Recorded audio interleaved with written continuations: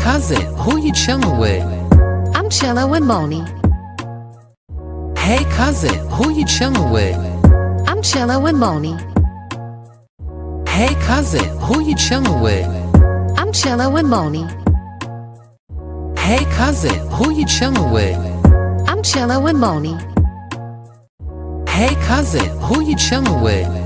I'm chillin' with Monie. Hey cousin, who you chillin' with? I'm chillin' with Monie. Hey cousin, who you chillin' with? I'm chillin' with Monie. Hey cousin, who you chillin' with? I'm chillin' with Monie. Hey cousin, who you chillin' with? I'm chillin' with Monie. Hey cousin, who you chillin' with?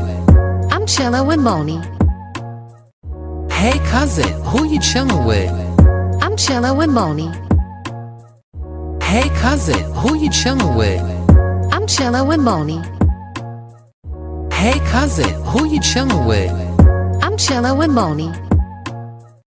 Hey cousin, who you chillin' with? I'm chillin' with Monie. Hey cousin, who you chillin' with? I'm chillin' with Monie. With. I'm chillin' with Monie. Hey cousin, who you chillin' with? I'm chillin' with Monie. Hey cousin, who you chillin' with? I'm chillin' with Monie. Hey cousins, what's up y'all? How's everybody doing on this lovely Saturday night? What is going on, family? I hope y'all had an amazing day today. Hope y'all enjoyed yourself, whether y'all at work, chilling, or whatever, just relaxing for the day. Hope y'all enjoyed it. What is going on?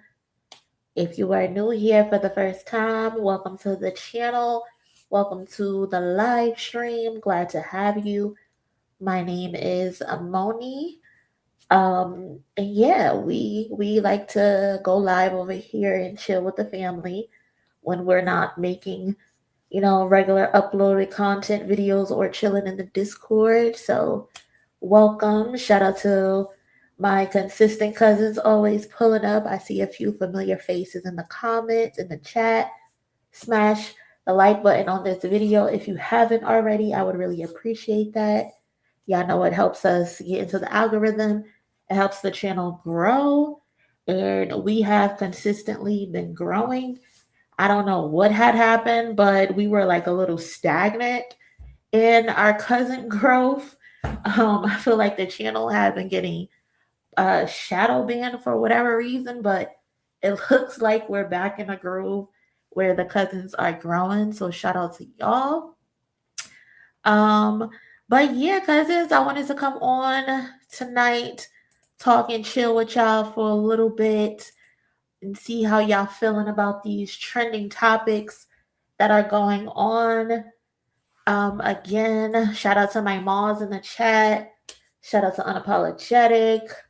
And the rest of the gang, appreciate you. Like she said, smash that like button as you enter. Let's see who in the building. What's up, Q? As always, Regal in the building. What's up? What's up? Nikki in the building. What's going on? Happy birthday, cousin. Happy birthday. I hope you enjoyed your day today. I hope you had some cake or a cupcake or whatever, and you joined your day. Shout out to the Sag gang, right? We're still in Sag season, I believe. But happy birthday, cousins. Y'all show her some love. Show Jazz some love in the comments for her birthday. I swear we've had like birthdays back to back to back to back to back to back. So shout out to the cousins. What's up, Babyface J? Hey, Yoni, how you doing? How you doing? Jordan in the building. Olika, hey, cousin. What's going on? I hope you're feeling good today. Hey, Lex. The lady who rang me up at Food Lion 2 years ago didn't recognize me last night. I've been crying all day. Lex, I'm not here for your bullshit, okay? I'm really not. I'm really not here for your bullshit today, okay? That lady is going through enough.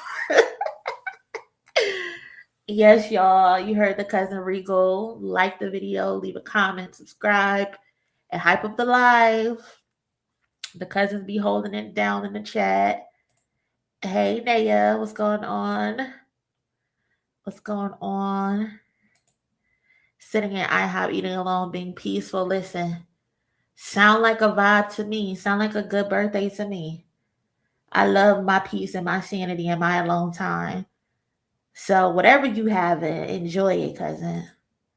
For real. What's up, Dre? How you feeling, Dre?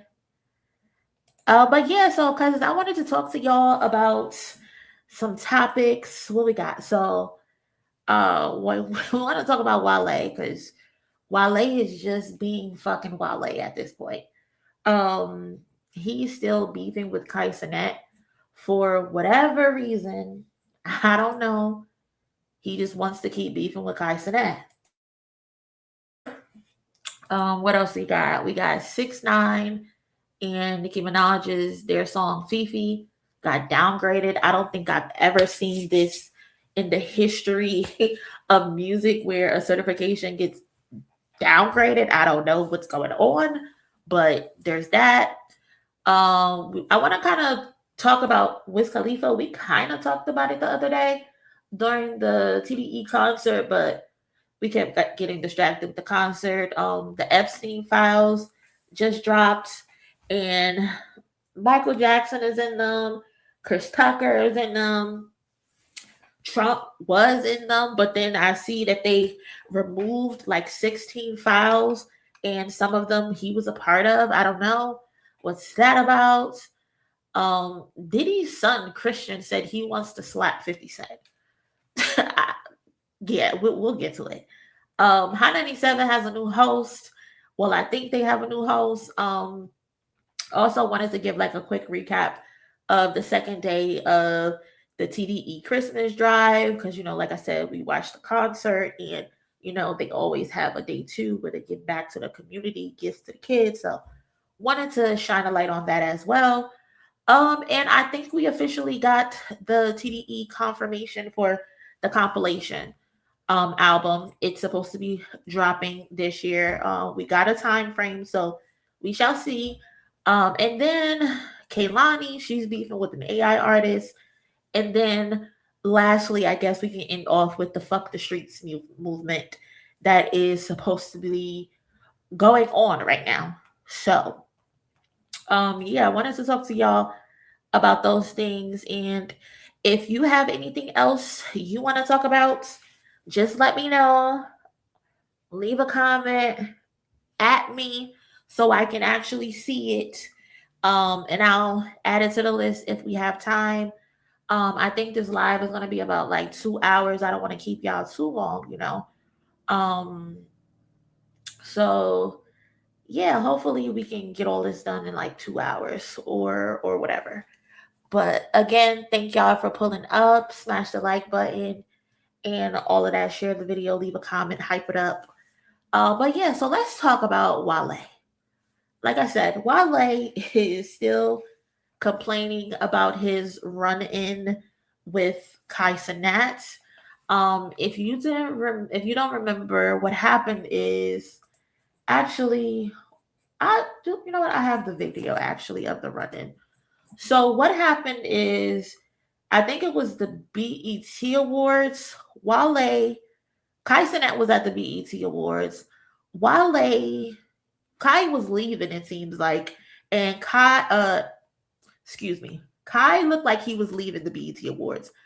Wale was coming through the back or whatever randomly, and they crossed paths. So you cross paths with someone, the right thing to do is say hello and keep going about your business. They dapped each other up. Wale be walking around with this game system that he always plays. I guess it's for like his nerves. I think Wale has social anxiety really, really bad. So he has this game system that he tags along with. And he was playing it. What up, Rusky? You good? What you playing on your Nintendo Switch? Smash. Smash Bros? I'll beat you. Alright, gang. Chat, does anybody have the Nintendo Switch? You're not even a Nintendo Switch type of nigga. Nah, me neither. I ain't gonna lie. But I heard it was like crazy though. I heard it was crazy, bro.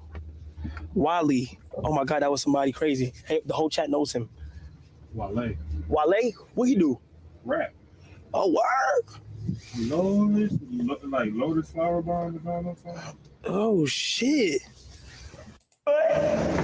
So Kai Cenat didn't recognize him.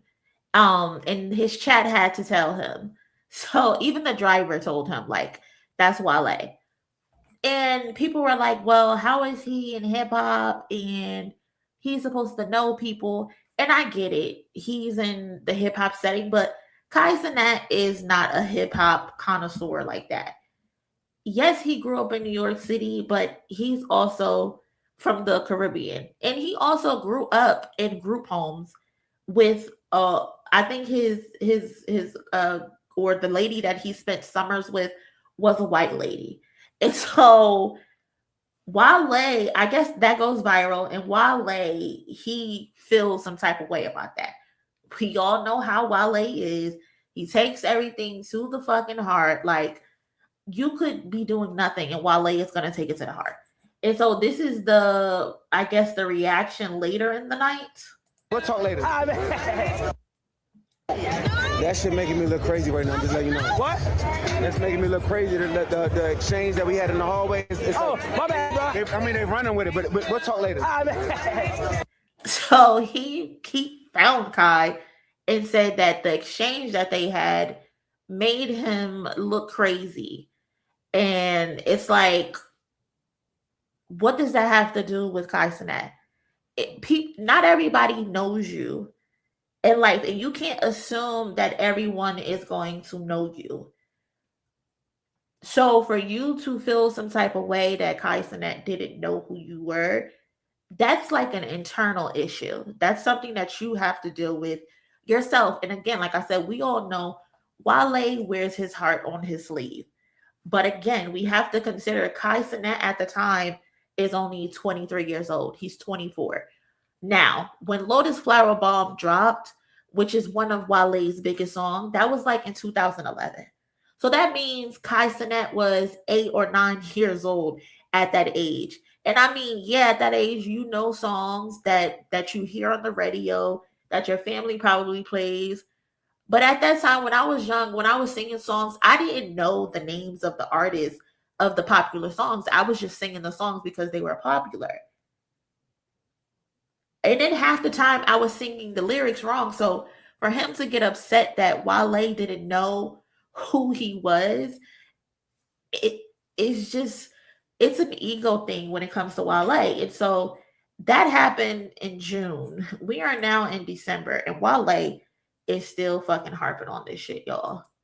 He's still harping on this shit. So he sat down with Shannon Sharp and he's talking about it. I was upset for like 5 days in a row. So when he's talking about mental, I was upset for like 5 days in a row. So when he's talking, so Wale tells Shannon Sharp, because of his exchange with Kai Cenat, he was upset for 5 days in a row, and he stayed in a hotel for 5 days in a row. Wale, that has nothing to do with Kai Cenat. That has everything to do with your own insecurity, that it would make you that upset that he did not recognize you. That's internal. Not everybody is going to fucking know you, Wale. about mental health at the Stream Awards, I'm like, yes, mental health. You get it now. How does him not knowing you have to do with your mental health?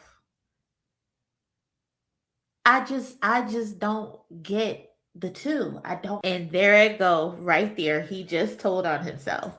There it go, right there. Oh, I'm just saying you made me look crazy. Like I feel like uncomfortable in this room. But I'm like at that moment, I'm like, damn.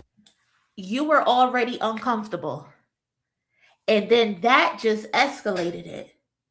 So you're saying you're in a room full of your peers and you feel like you have not done enough. You are not getting the respect that you believe that you deserve. So you were already feeling insecure. And when you came across Kai Cenat, who just shook your hand because it's the polite thing to do when you walk past somebody, you give respect. Hey, what's up?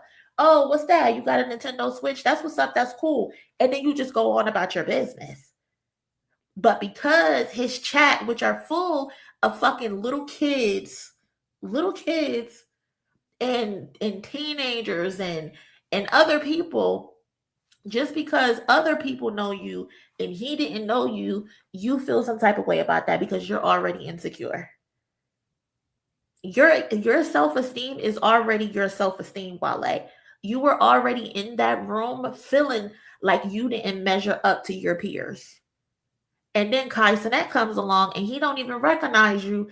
And now you really are off your rocker. So then you go and stay in your hotel for 5 days because you're upset at nobody but yourself. Wale, you have to do the self-work and fix your own self-esteem. Because this shit ain't got nothing to do with Wale, with Kai Cenat. And you keep trying to make it about Kai Cenat, making you look crazy where you made yourself look crazy, especially when you came back and walked up on him while he's still on stream and you tell him you made me look crazy. He can't make you look crazy. You made yourself look crazy because you should not give a fuck what Kai Cenat has going on.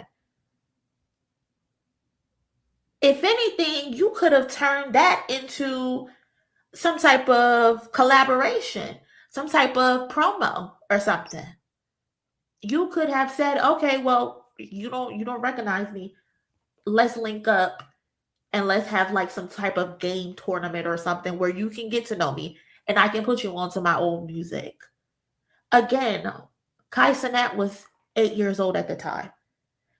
Wale was big, but Wale is not a pop star. Wale isn't known in different genres. He's known in hip hop. And I'm not expecting Kai Cenat, who's one, Caribbean, and two, he lives with fucking white people. They're old white people. They're probably not letting him listen to some fucking Wale. Like, Wale has to let this go. He really does have to let this go. Because this is crazy that you're still harping on this 6 months later. And you can tell the Shannon Sharp that you don't want to talk about Kai Cenat because apparently you had an interview with Angela Yee on her show and you told Angela Yee and her staff not to bring up Kai Cenat. So you don't have to talk about this. You chose to talk about this. You chose to keep harping on this. You got to get your own insecurities in check. This ain't got nothing to do with Kai Cenat. This has everything to do with your own feelings and you feeling like you don't measure up when it comes to your peers. And that is so unfortunate because you're so talented, Wale. You're so talented. You're so talented. You don't have to do this, bro. You don't have to do this. All this complaining is such a turn off and why people don't want to buy your music because they know you Wale the type of person you can buy his music and you can walk up to him and want to talk to him about the music and he's just going to complain the entire time. Future being upset for 5 days is what's make him look crazy. 5 days, he said he was in his hotel room for 5 days, upset because Kai Cenat didn't recognize him. That is something internal. He needs help. That's not a healthy reaction to what it's not. It really isn't. Maybe his sad ass should do R&B music. It worked for Mary J. Blige. Upset for 5 days over Kai. Like, people should not be able to have that much power over you that they can make you hide in a hotel room for 5 days. Well, I'm twice Kai's age and I barely know who Wale is. He ain't responsible how you feel about yourself. Whereas like it's never any accountability with these people. It really never is. While like everything is a lie, is a good album. Merry Christmas, go home and be happy. And it's like he's just been ruining his rollout because, like Pepper said, this album is a good album, but nobody cares because all he's doing is on Twitter complaining about something. That's all he's doing. The entire rollout has been nothing but complaints. And it's such a turnoff. It is such a turnoff. Like, people don't want to be bothered with that. Shit is crazy. Yeah, 69 likes and over 100 people in here is kind of crazy. If you can, smash the like button. I would appreciate that so much. Thank you very much. If you're enjoying the stream, you're liking the conversation, you're enjoying the chat, give your cousin a thumbs up. Appreciate it so much. Thank you. Shannon pants so damn tight it could give you a yeast infection. You ain't had to say that. Oh my God. And like, where's the socks at? Where's the socks? Oh my God. I can't. But yeah, y'all, that's the Wale situation with Kai Cenat. I want him to never talk about this ever again because it's just making things more weird for him. You refuse to let this go, and I just sigh, Wale. That's all I can do is just give you a sigh. Like, please let it go. Next up, let's talk about Nicki Minaj, because never in my life have I ever heard of an artist certification being downgraded after being announced diamond or close to diamond. Like, this is something new.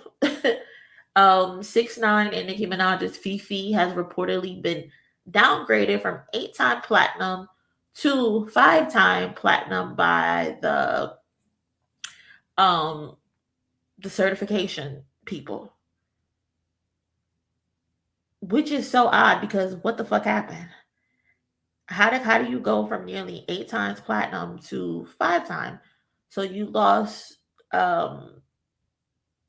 times platinum certifications.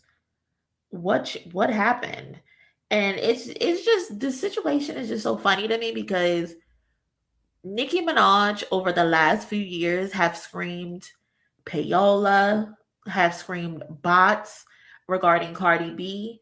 Most recently, she's been throwing subtle shade towards Doechii. She's trying to beef with Doechii too because Doechii is who's hot right now. And she's been saying, I think she's been posting like 30 million because allegedly Doechii lost 30 million streams, which is not true. There's no proof of that. The only proof that they're using is from an academics TV.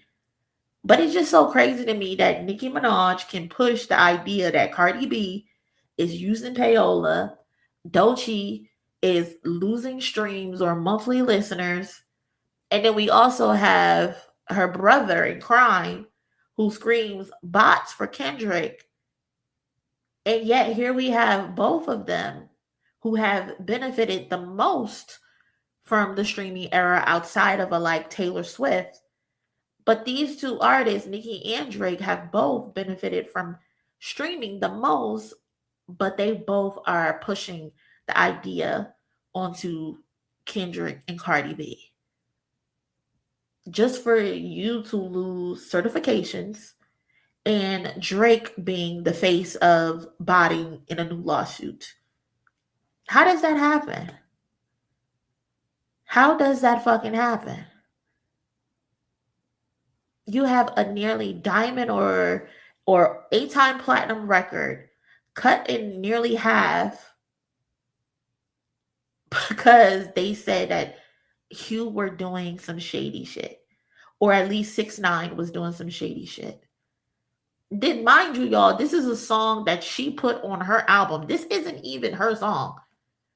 but she put it on her album to make sure she hit a certain mark with the first week sales. Again, how does this fucking happen? But it's not even surprising because 6ix9ine has gone on record plenty of times and said that he's bought it. He's bought number ones before. This is crazy. And then they have that new Billboard rule with the streaming. This is just going to get worse, where people are using bot farms to push their numbers up because now y'all are eliminating the album sales and units. Now people are just going to be increasing their bot farms or looking into having bot farms. Y'all can't even regulate this shit properly, because how can a person go from 8 times platinum back down to 5 times platinum? How didn't you detect whatever fraudulent activity they were doing the first time?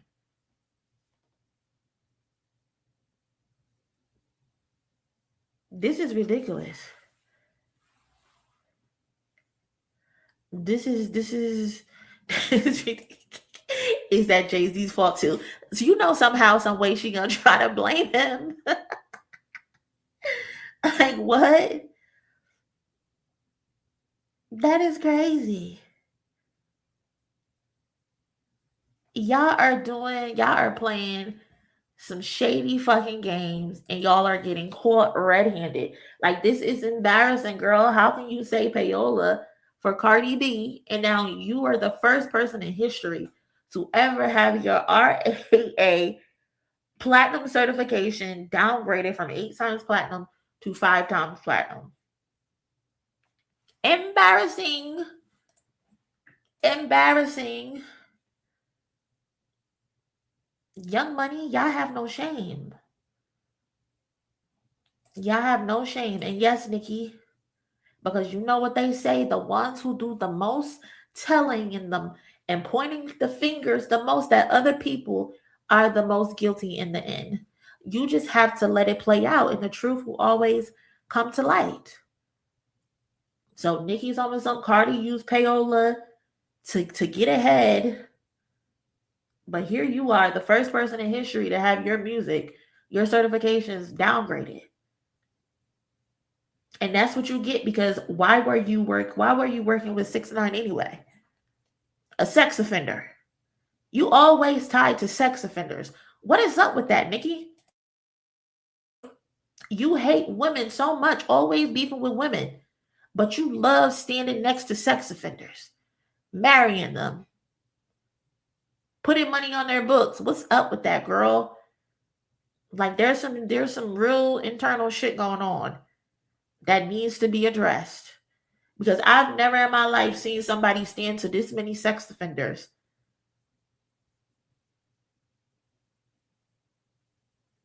Something in the milk ain't clean. Something in the fucking milk is not clean, girl. I don't know what that's about, but y'all gotta get it together, and get it together quick, because this shit is crazy. And I don't think I've seen her tweet or comment on this yet. I mean, I do have her blocked, but that's another story. I got her ass blocked. Every accusation is a confession. 100%, CJ. 100%. What up, Mr. Towns? How you feeling tonight? How you feeling? Young Money is the worst thing that ever happened in hip-hop on the real. Who you telling, Q? I feel the exact same. They have done nothing to progress the genre at all. What they try to do is cripple other artists from being successful. I mean, we've all heard the stories about Nicki. When she first came out, she just wanted it to be her. She just wanted it to be her and only her. She didn't platform other artists.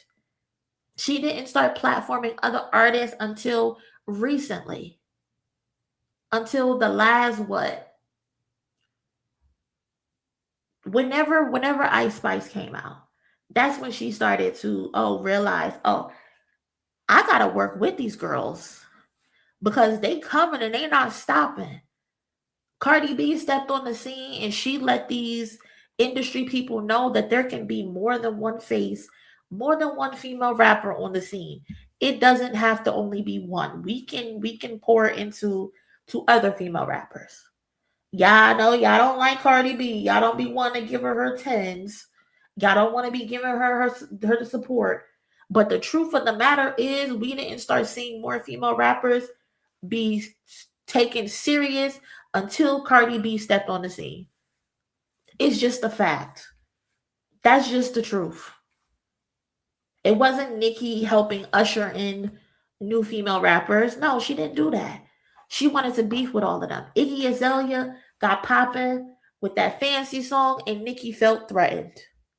Nicki felt threatened and wanted to beef with her during an award show. Like, that shit is just so lame. And then the same happened with Drake. He see a new hot person, he'll work with them because he wants to ride their wave. But if it's somebody behind the scenes that he feels threatened by, he's calling in favors, asking people not to be able to put out music. Basically blacklisting them. Meek Mill felt it. Pusha T felt it. He tried to do it to Kendrick, but he couldn't do it. They are the worst thing that ever happened to hip hop. Lil Wayne used to be a great rapper. He picked up that cup, started doing those drugs. His voice started to sound like shit, like he's gargling rocks all the time. And then it just went downhill. Like, I don't want to hear about who Wayne influenced, especially after a certain period of time. You influence nothing but a bunch of lean infested artists. That's it. The ones you influenced earlier in your career, they became better than you. Like, this is so embarrassing. This is so embarrassing, girl. I don't want to hear you tweet or try to insinuate nobody else is using payola and bots when your own fucking certification is being cut nearly in half. Just shut the fuck up and stop accusing people of shit. Not to mention Nicki is a MAGA supporter as well. Yeah, it's crazy. Shout out to Lady Lex with the donation. Thank you so much. Snatch that 3 mil like Rashad snatched Nunu chain. Give me my necklace back. Why? Because it means something to me. Girl, take your ass back to your mansion. Want to be in the hood and shit. You got a Picasso in your house. It's a good thing she has no daughters. Thank God. Listen, cousin, from the hip hop scholar who said it's time to watch the body die.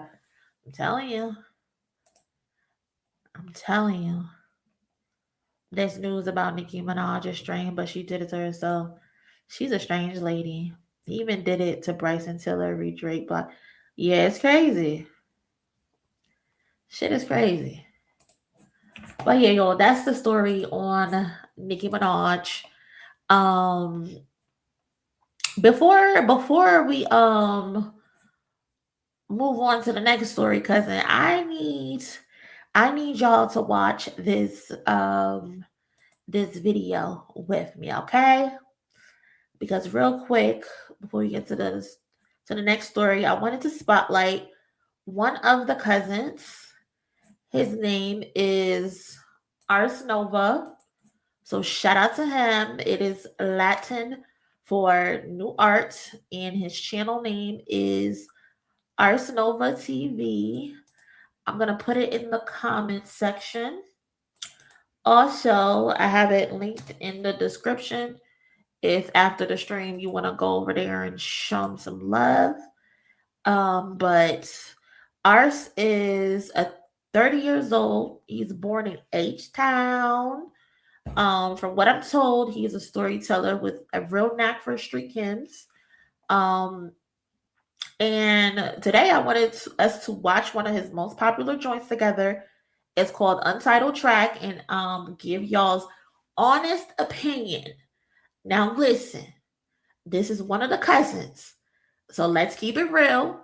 Let's keep it honest with him, but be cool in the chat because I already know how some of y'all get. Okay, so I'm gonna play this song for y'all, and you let me know how y'all like it. Okay, all right.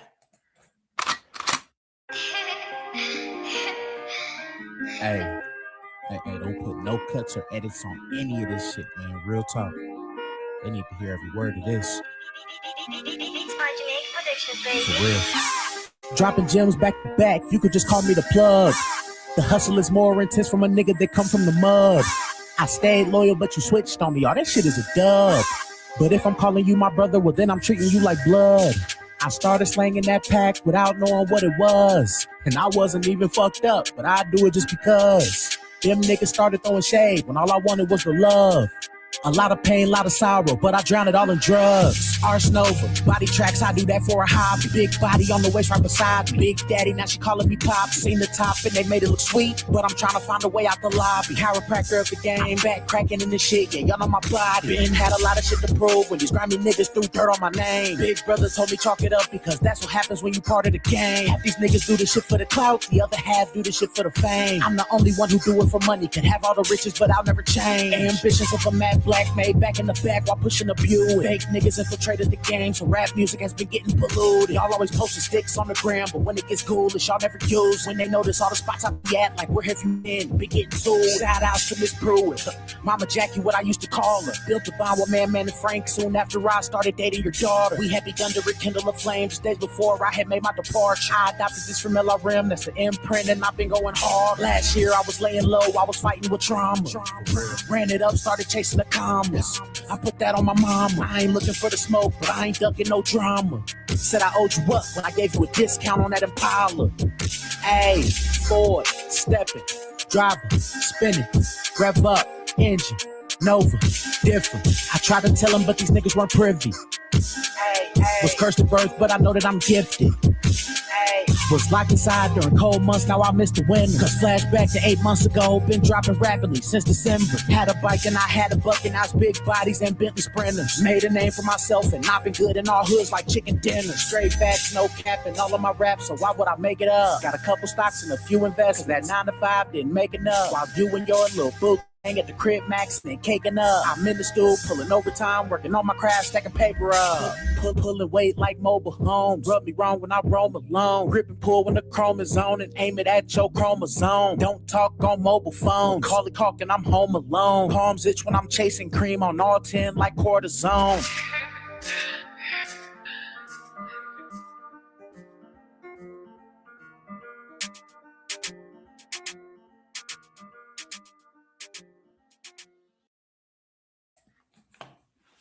All right, cousins. Shout out to the cousin Ars Nova.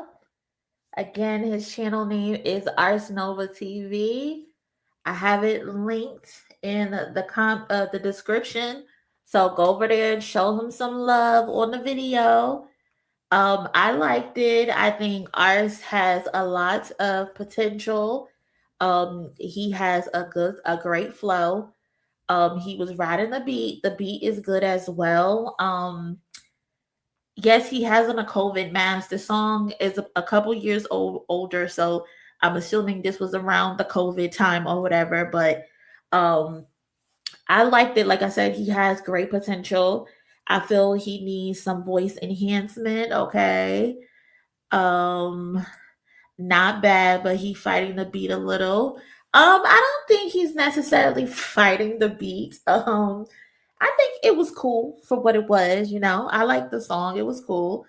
Me too, Q. I liked it. The substance is there. Just got to go back in the lab and keep perfecting the flow. Okay, cool. Kwani, be quiet. Stop being messy.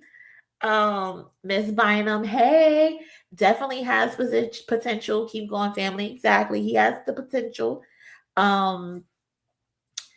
It's fine, not bad. Is there no chorus? I think there was a little chorus in there. I agree, has a lot of potential, but the mic is so bad. Okay, y'all. Okay, I was tapping my feet. Okay, exactly. I was, it's a little groove to it or whatever. So again, the beat is fire. Yeah. Naya, fire emojis. Okay. So yes, cousins. Shout out to the cousin Ars Nova. Like I said, he's a supporter of the channel. So I wanted to show him some love and get some opinion from the other cousins. Again, I have linked the song in his channel in the description.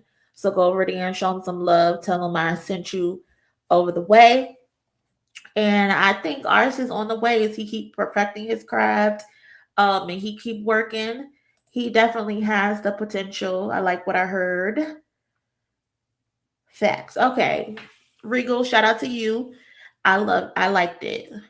So yeah, I wanted to spotlight the cousin. So but next up, what we have next up? Next up, okay, we can finally talk about the Wiz Khalifa situation. Let's talk about the Wiz Khalifa situation because we tried to talk about it the other day, but it was a lot. It was a lot going on. Better than 21. Y'all are funny. Y'all are funny. So yeah, like we were saying, Wiz Khalifa has been sentenced to 9 months in a Romanian prison for weed possession. Shout out to XXL Magazine giving us the rundown on the situation. So the story is Wiz Khalifa's favorite pastime has landed him in legal trouble since he has just been sentenced to serve 9 months in a Romanian prison for weed possession. On Thursday, December 18, Romanian online newspaper Can reported that the Constantin Court of Appeal gave the rapper a prison sentence for possession of drugs for personal use. I don't know who y'all think y'all are, but y'all gonna learn the hard way every single time. You cannot go to other countries, cities, states, etc., and think you can do what you want to do and not follow the rules, especially in other people's countries. They are going to lock y'all asses up every single time. Like, have y'all not learned from Brittany Griner most recently? They are going to lock your black, especially your black ass. Your black ass is going to get arrested every single fucking time. Why are y'all playing? The incident leading to the court ruling occurred in July of 2024 when Wiz was stopped by Romanian police after allegedly smoking weed on stage at the Beach Please Festival. The Eastern European country has strict drug laws with severe penalties for possession. The fact that whoever is a part of your team didn't look up the laws, the restrictions over there in another country says a lot, and you might need to fire them because they should have warned you. Like, it's okay to go a couple hours without having a puff pass and blow it down. You can go a couple hours without having to smoke. You don't have to smoke every single place that you're going. At this point, it's just an addiction. It ain't that much smoking in the fucking world, bro. And then you're doing it on stage. Very bold to be on stage in public and doing that. Y'all are tripping, Wiz Khalifa. Always learn the laws of the land. Now, why Wiz went over there and did that BS? Like, you can't do that. You cannot do that. Following the 2024 incident, he initially received a citation that only fined him up to $830. However, the prosecutor's office in the country appealed that decision to go for a prison sentence. So now they want his ass in jail. They want him in jail. They want to lock his black ass up now. They said, fuck the fine. No, bring him back. Bring him back to this side, and he gonna do these 9 months in prison. This is crazy. According to TMZ, Wiz's lawyer is appealing the prison sentence. Double XL has reached out to the rapper's team for comment. I guess they didn't respond, but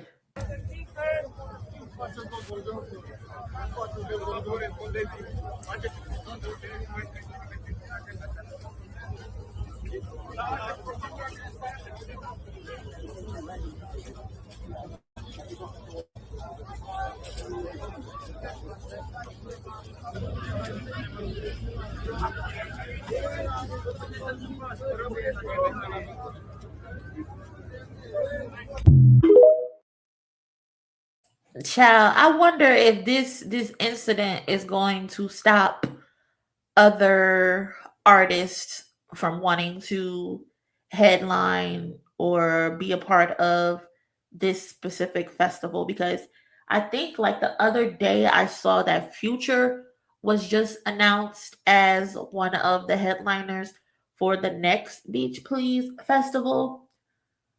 So this situation might stop people from wanting to go there, but this is crazy. You cannot break the laws and think you can do whatever you want to do in other people's countries, especially when you black. They're gonna make an example out of you every single fucking time. So hopefully his lawyers are able to be successful and he does not have to be transported back to Romania, right? Yeah. Because this is crazy to have to have to spend 9 months in jail because you decided to smoke a little weed and you didn't respect the laws. Like, just stupid. They're black and American. Do better. Exactly. Brittany Griner should have struck the fear of God into puffers. Exactly. Exactly. Like, what are y'all doing, man? It ain't that much weed in the world. I've been to Romania. They don't have a problem with blacks. It's just a law out there. They don't care who you are. I mean, I'm not going to deny your situation, but I know better. I know better. Romania needs to knock it off. The orange ministers press them and their government let those SA back in the United States. He did it in public. Stop thinking you can do whatever you want. They're going to make an example. And he gave them the ammunition. I'm telling you, can Wiz be extradited back to the country to serve the sentence? That's what it's looking like they want to happen. They want him to come back there. No, they want him to come back. He left. He's back on this side now. But he a fool. He a fool. If you gonna go to other countries, you better go there and be on your best fucking behavior. Your best behavior. This may help him stop smoking. 9 months is a long time to be without weed. Crazy. Again, he better hope his lawyers are able to get this shit appealed. Because big yikes. Big yikes. I could not imagine having to deal with that. Like, that is scary as hell. Brittany Griner said she was going through hell when they arrested her. And I don't want any parts of that. At all. No thanks. It ain't that much smoking in the world. I'm good. Next up, let's talk about these Epstein files. Have y'all looked into the files at all? I mean, the Justice Department released photos from the alleged files, which shows one of the files had images of Michael Jackson, Bill Clinton. I've seen some pictures of fucking Chris Tucker.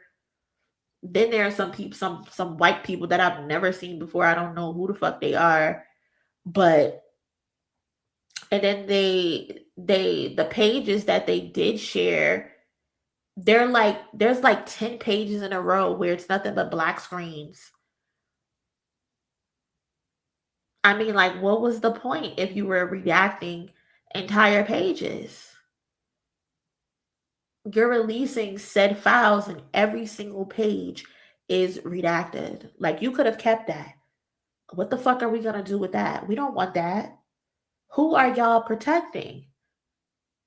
Y'all are protecting some very powerful people. And if you were gonna do that, if you were gonna black out all of the pages, there was no reason for you to release them.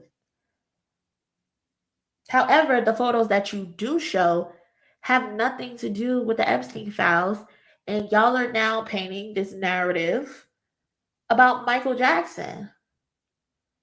You barely see any talk about Donald Trump, who is supposedly heavily in these files.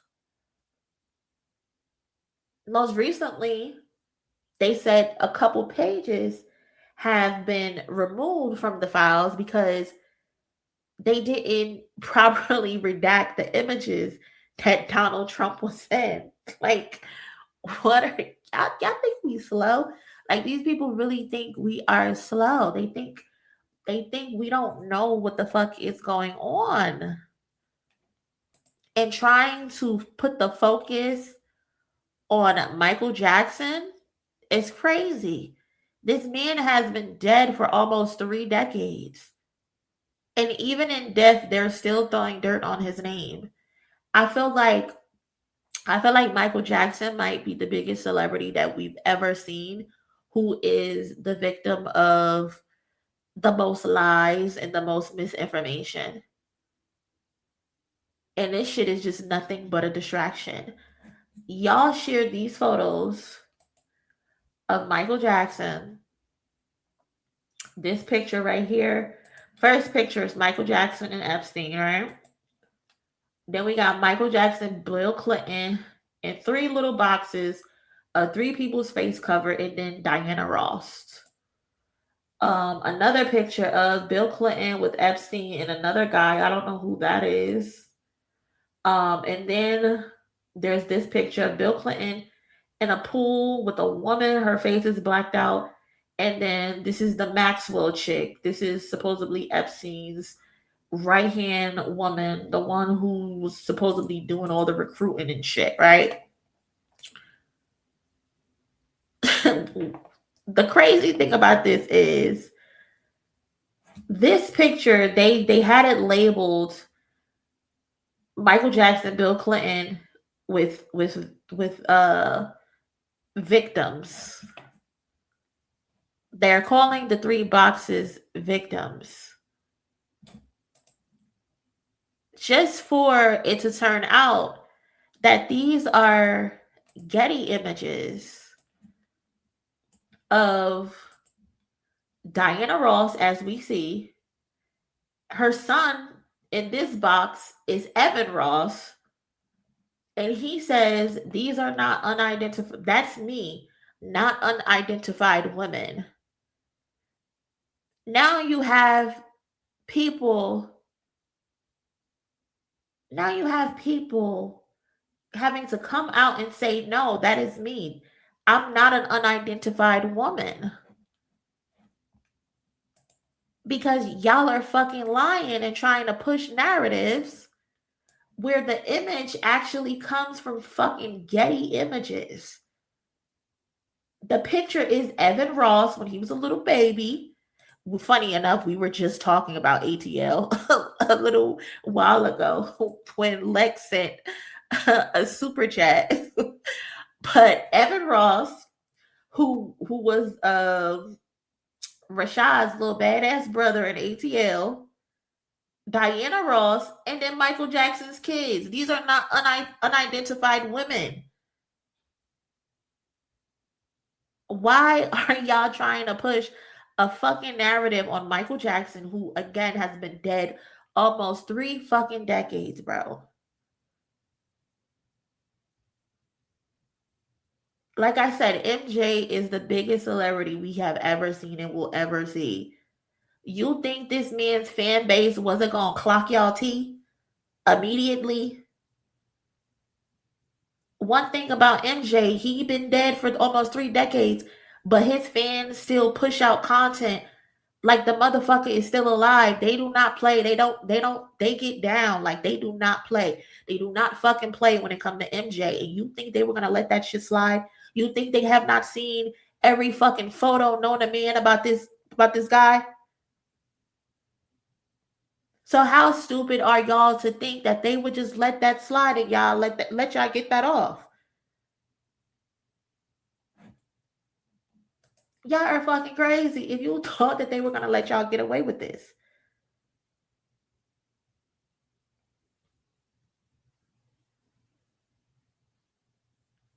The photo is of MJ, Bill Clinton, Diana Ross, and their fucking kids.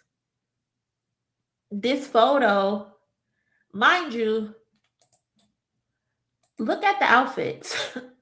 The outfits in the photos aren't even the same outfits. They're unrelated. So I'm pretty sure you're asking, okay, cool. Oh, wait, first, the nanny is the one who also came out and said something, not just Evan Ross.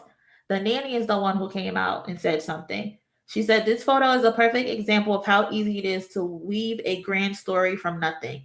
I remember this moment vividly. We were in a trailer outside the Apollo Theater in New York in April 2002.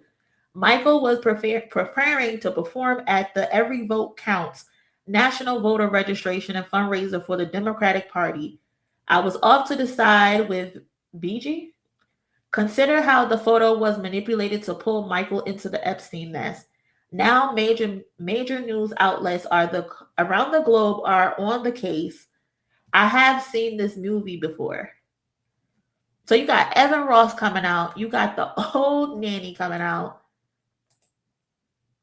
And then they're trying to correlate this photo to this photo. Do y'all know what Epstein did? Do y'all know what Epstein did for a living?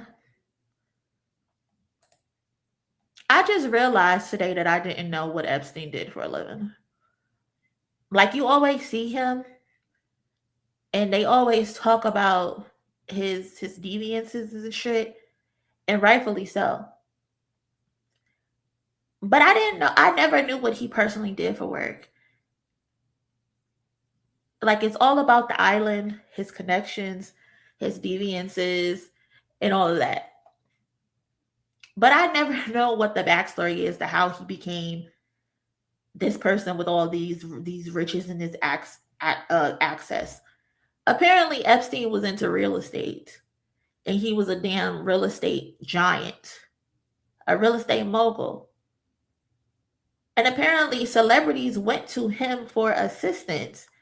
And that's exactly what MJ was doing in this picture right here. He was meeting with him for real estate advice.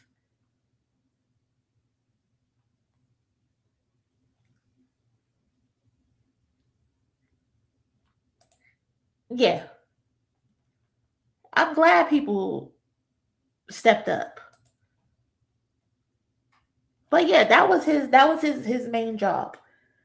Finance, real estate, those were his main jobs, and I guess he did the deviances through those things. Where's this other thing at? Here it is. Again, like I said, Michael's fans, they don't fucking play. So they broke it down. They said Michael was house hunting in Palm Beach, Florida. Jeffrey Epstein owned property there, and Michael was shown the house while exploring real estate options. That was the extent of it. No personal association. The victim, who was present at the time, has stated that nothing happened when MJ visited the property. Michael didn't even end up buying a house there. He also attended Palm Beach Film Festival for the same reason. These photos have been public for years. The redacted children are his and Diana's. So this was an article from Forbes from back in the day. This is the event. Chris Tucker was there as well. And then this is an excerpt from the court transcript where the victim was asked, did you ever meet anybody famous when you were with Jeffrey? They said, I met Michael Jackson. They said, oh, really? And where was that? He said, at his house in Palm Beach, at Jeffrey's house in Palm Beach. They asked them, did you massage him? They said, I did not.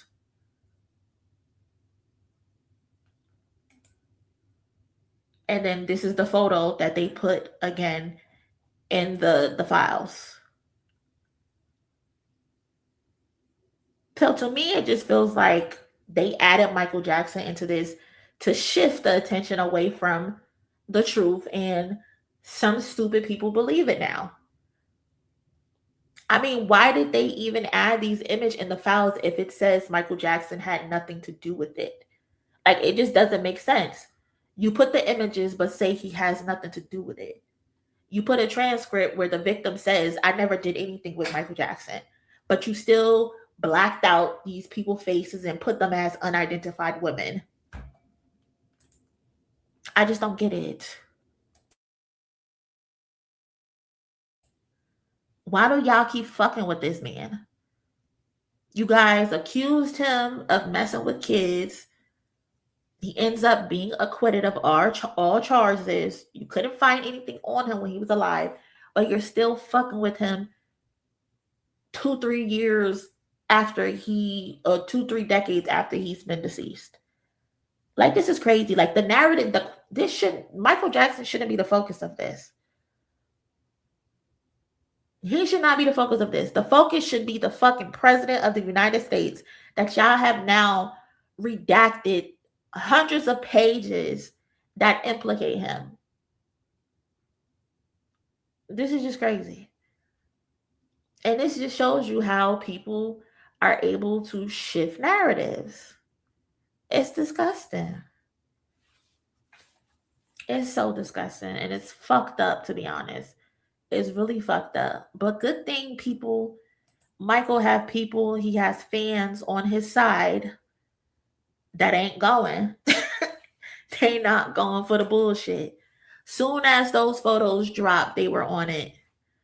You're not about to push no stories on Michael. They're using this as a political hit piece to drive attention away from the orange stain in the White House. It's so nasty. All this does is make it harder to hold people accountable when there actually are people linked to his child trafficking ring. 100%. It's crazy. The deflection is ridiculous. This is truly nasty work. F the government. They are really on some fuck shit. I need Anonymous or one of those hacker groups to release the real files. They framed MJ. He was too powerful. Shit is crazy. I don't know what they thought they were doing, but them MJ fans said, gotcha, bitch. Gotcha. We are not going for that bullshit. We're not at all. But to talk about something more funny, on the funnier side, I guess, Diddy's son, Christian, said he's gonna slap 50 Cent when he sees him. I don't know. I don't know if that's gonna be a possibility. And if he does smack 50 Cent, what does he think is gonna happen after he slaps 50 Cent?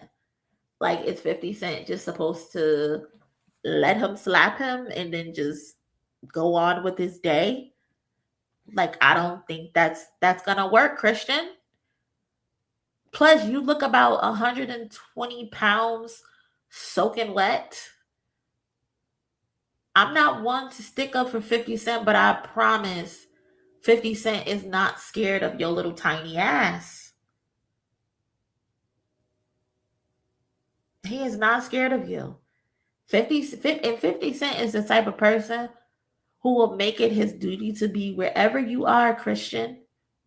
He is going to be wherever you are for the next 30 days and the next 30 nights to provoke you into standing on your threat. 50 Cent wants you to smack him.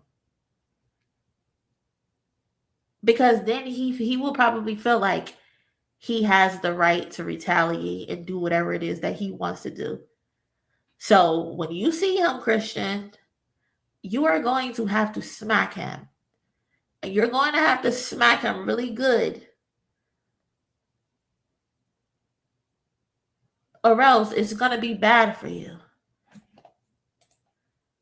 So yeah, King Combs, aka Christian, says, on my dad, if I ever see 50 Cent, I'll slap the fuck out of him. Okay, I guess he would turn the other way if he saw Fefe in public. I'm telling you, like, when you see him, what are you gonna do? What are you gonna do? You have to smack him now. You think a man who was shot 9 times is scared of being slapped? This man survived being shot 9 times. He don't give a damn. He don't care at all. He's down with the bullshit.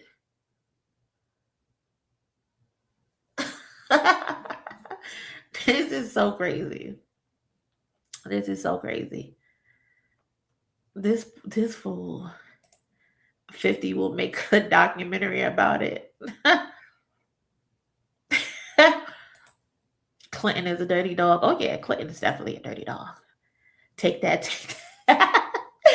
50 and Chris Rock, exactly. 50 gun snap you in half. He gonna snap him in half. He would turn the other way if you saw him. You can see Diddy's genes of mischief all over that child's face. Look just like him. Him and those twin sisters. Spitting image of Diddy. It's so ridiculous. And y'all know what's funny? I think I said this before, but I'll be sure Quincy is not Diddy's son, but Diddy took him in. And then there's all of the hoopla regarding Justin, if he's Diddy's son in real life, if he's not. I just find it funny that 50 Cent employed Quincy and Justin, but he never employed Christian. Like, both of them have been in power shows, but Christian hasn't. And I think that's low-key intentional. I think that's low-key. 50 did that intentionally. He don't. Yo, the facial, dental, orthodontist professionals on Instagram are having a time with Diddy and Lil Diddy's grill piece. What? I don't even want to know. Probably shouldn't put it on his daddy. It would be very... You are crazy, Delisha.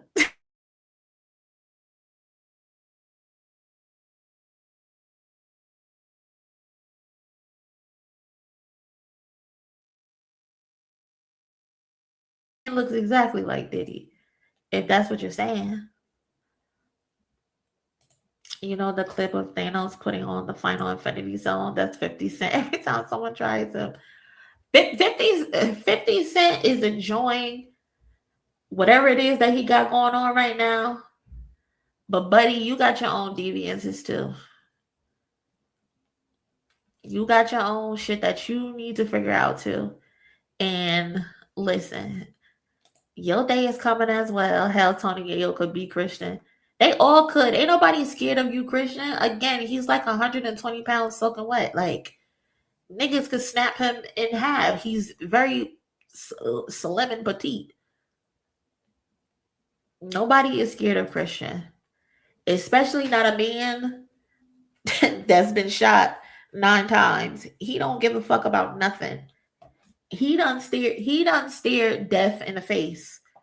He don't care. And he damn sure ain't scared of little Diddy threatening people. You're not that guy. You're not tough. So again, when you see him, just know you gonna have to stand on that slap, okay? You are going to have to slap him. If not,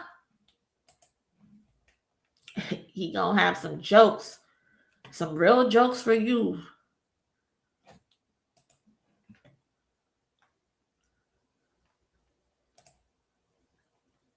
Seriously, 50 time is coming. That will be interesting. Exactly. He gonna get his one shining moment too. That's a fact. He is definitely gonna get his one shining moment too. Because you got some skeletons in your closet as well. They might not be as severe as Diddy, but you got some DV charges. You got some SA allegations as well. That's why I could never champion what 50 Cent is doing. Yes, it needs to be exposed. I'm glad you exposed it. I enjoyed the 4 episodes. I definitely enjoyed the 4 episodes. But buddy, you are not a saint. You are not a saint at all. Yes, cousins, if you haven't already, please smash the like button for me. I would really appreciate that so much. Thank you. Next up, let's talk about Hot 97. Hot 97 apparently revealed their new host, and I'm not sure if they are joking or if they are actually being serious. I don't know, but apparently on their Instagram, they revealed the replacement for Ebro and his Ebro in the Morning guys. And honestly, y'all, when I looked at these photos, this shit gave High School Musical. This shit gave New Blacks. This doesn't even feel like real people. Like, are these real people? Like, I feel like this is AI. Like, these people are AI. I don't know. I don't know. This just doesn't feel real, like, because, like, who are these people? So either they're joking and trolling, or they pluck these people straight out of the sky. Because who are they?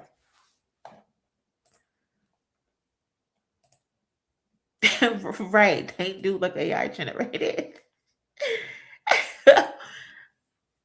They scouted these people from Tubi movies or something.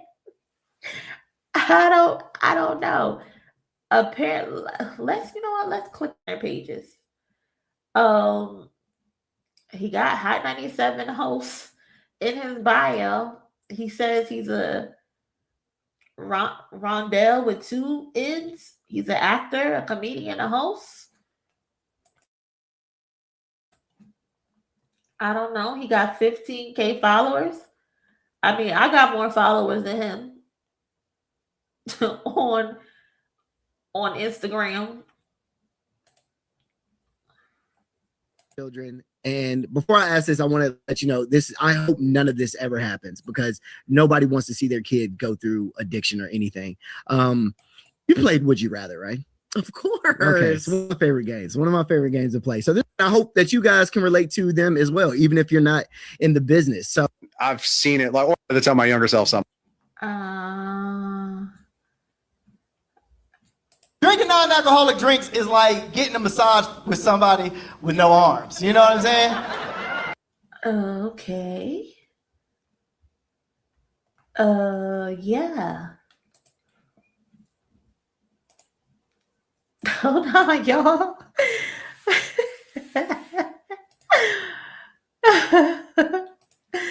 Those the background singles for that thing that this Kehlani. She got high 97 in her. She got 11K followers. Powered by Christ. Former ATL news anchor. Y'all didn't even get somebody from New York. Y'all went and found somebody from Atlanta? What?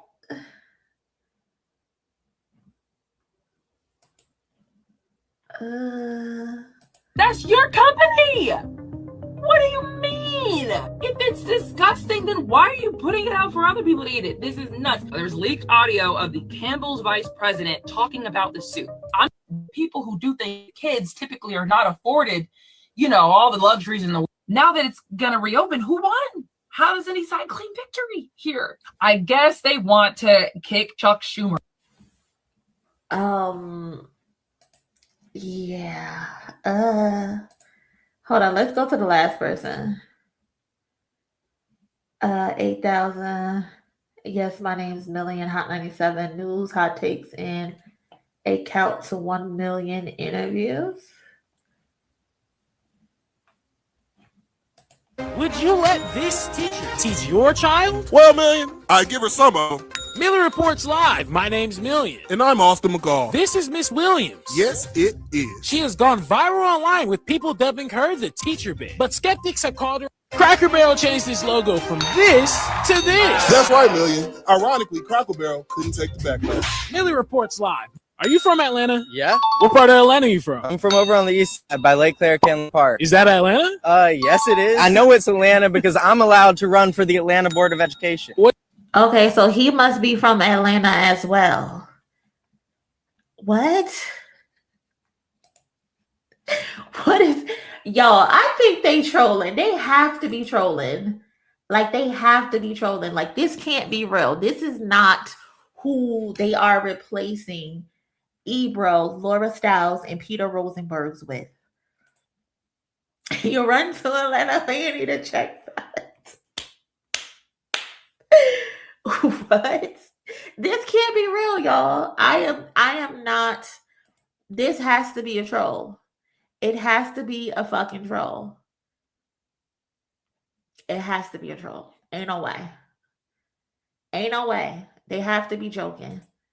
Especially because from what I saw, y'all, I seen people on Instagram talking about Rory said it's someone with a cult following, someone who everyone knows. These motherfuckers got 8,000 followers, 11,000, 8,000 followers.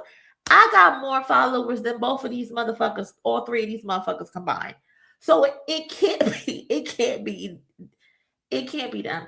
These may be the people that's gonna be helping the host.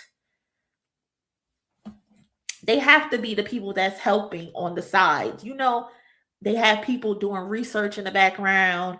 They got people going to get coffee, printing papers. That's who these people have to be.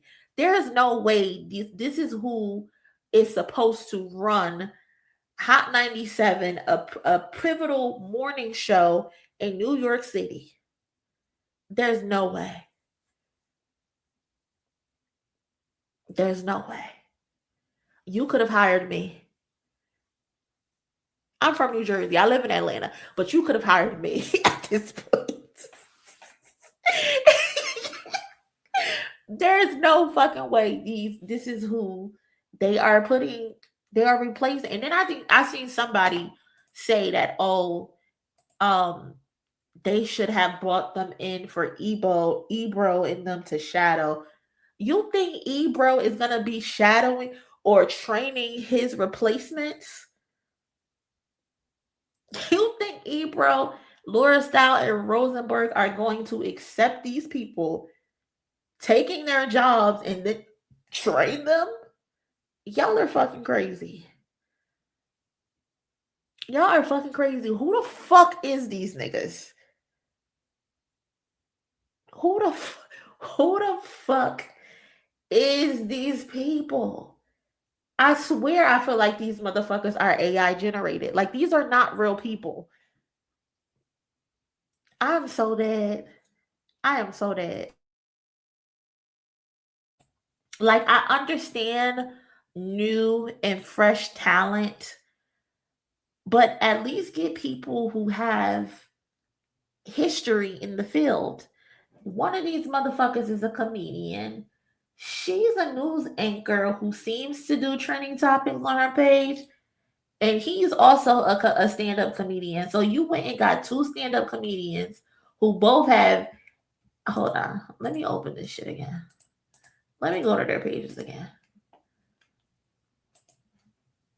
Oh, my bad. Rondell has 15K followers. Lana has 11K followers. Million has 8K followers. So you went and got 2 comedians and an Instagram influencer who has 34K followers combined. Okay. All right. This is what New York has to look forward to. 3 people with less than 34,000 followers. Nigga, I got 35K followers and I only got 5 posts. So you could have hired me, motherfucker. You could have hired me. If that's the fucking case, you could have hired me. Like, what are we doing, bro? Rory told us that these people who are getting hired have cult-like following. Who the fuck has a cult-like following with less than 34K followers between 3 people? What are we talking about, bro? This some bullshit, man. Yo, I'm gonna stick with they joking. I'm gonna stick with they are just joking. I'm gonna stick with they're not serious. They're not serious, y'all. They can't be serious. There are a million New York influencers with mad followers who could have been better choice. They could have fucking got Kai Cenat. If that was the case, if y'all wanted new, fresh talent, y'all could have got Kai Cenat and put some other people around him. Pick the people on the radio. Kai Cenat would get people to listen to y'all. At least a young audience. He could be able to get young audiences listening to the radio again. I don't know what y'all doing over there at Hot 97. So I'm going to say this is April Fool's in December. That's what I'm going to say. That's what I'm going to say. Why not hire the whole team at the rap roundtable? That wouldn't be bad either. They have to get some type of woman in there because it's just a bunch of men. But that wouldn't have been a bad idea. They from New York. They know what the fuck they talking about. Once again, Rory doesn't know what he's talking about. Why do people still listen to those idiots? Listen, Rory is never right about anything. Ever.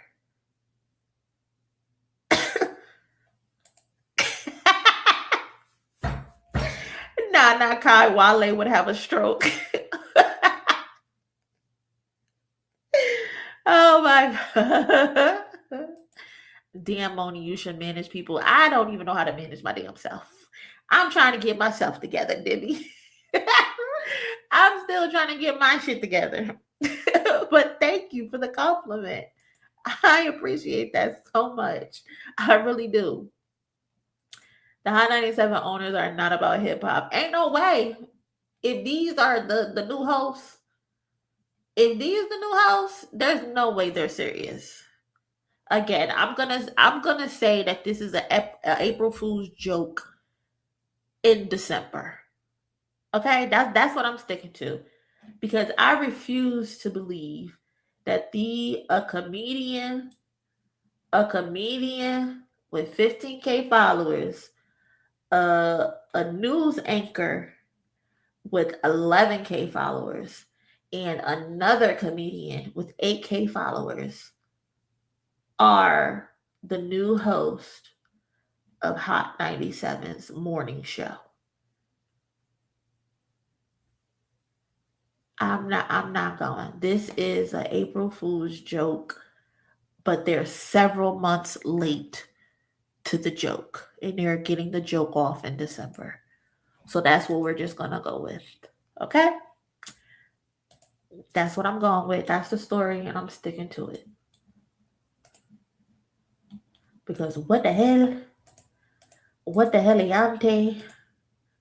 What the hell, Berry? They on some bullshit. If you haven't yet, please smash the like button, cousins. I would really appreciate that. Thank you so much. I see we up to over 150 likes. So shout out to y'all. I appreciate y'all getting the likes up. Thank you so much. Thank you. Thank you. What do we have up next? What do we got up next? When are they supposed to start? Who knows? I have no idea. I have no idea.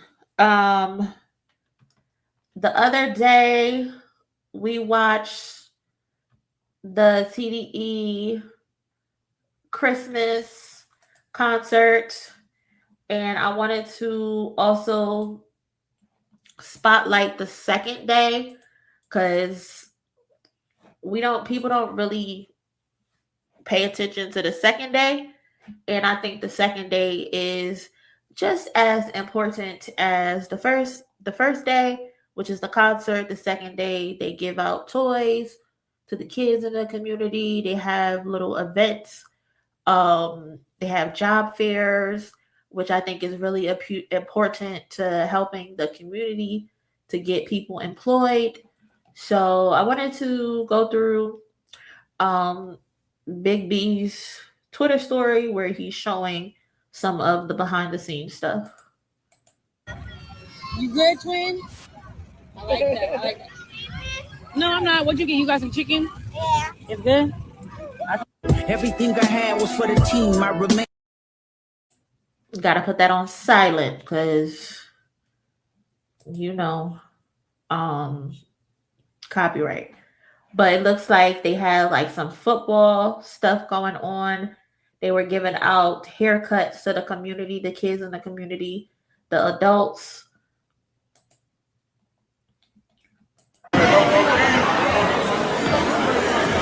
Here they are giving back some gifts.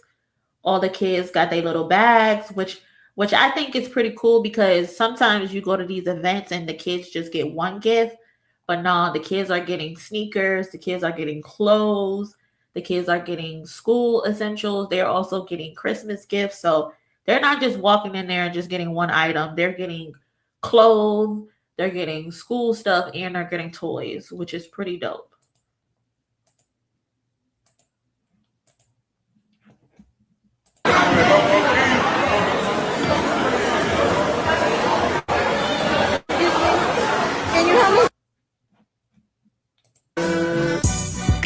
They not like us.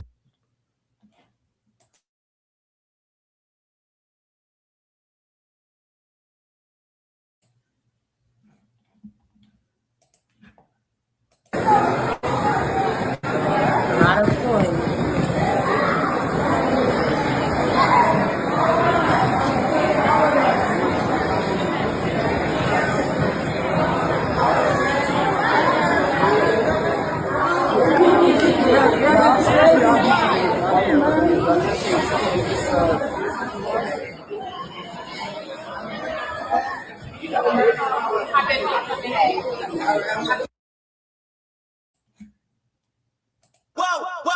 God did like that.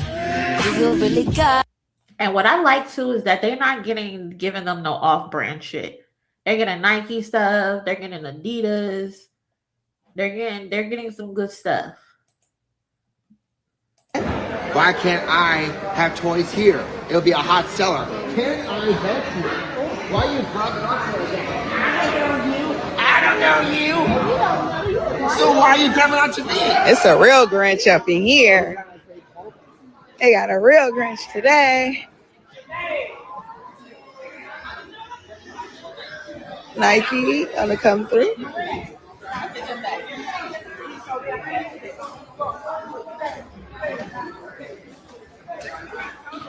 Toys galore. See here.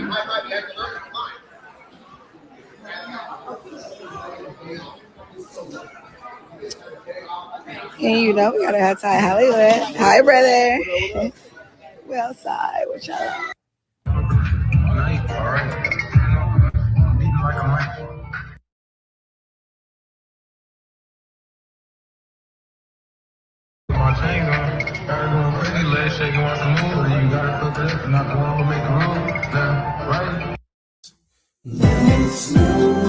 Ooh, the best TDE album of all time.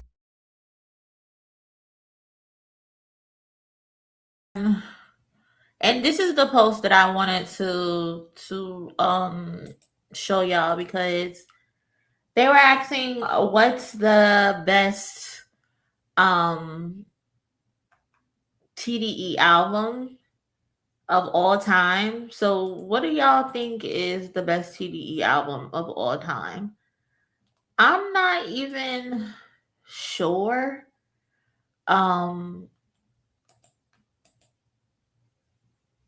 Do I want to say Good Kid, Mad City? I don't know if I want to say Good Kid, Mad City. Do I want to say that? Or do I want to say To Pimp a Butterfly? Is one of them. But let's see what they gotta say. All time? Ooh. Damn, that's a tough one. Oh, y'all gonna get mad. The best TDE album of all time has to be Good Kid, Mad City, hands down. I'm gonna go with Damn.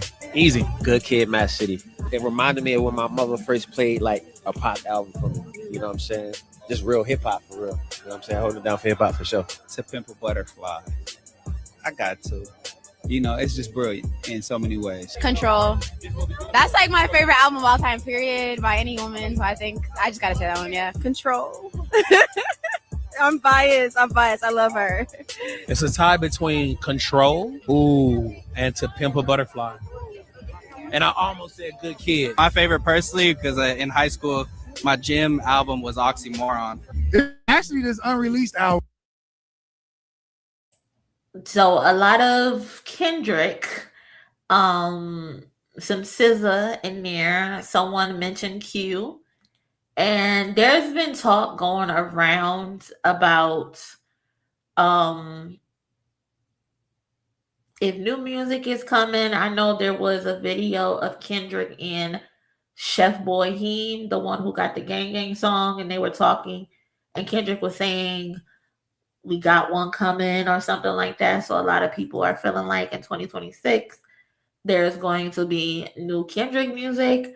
But then in this video, Big B, who is Top Dog's son, when they asked about the best album, he mentioned the new TDE album that's coming.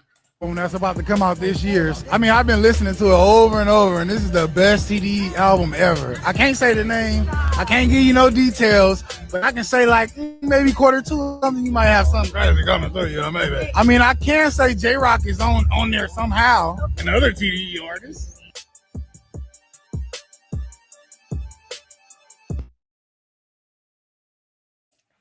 So we are officially getting the compilation album. We were supposed to get the shit in 2024.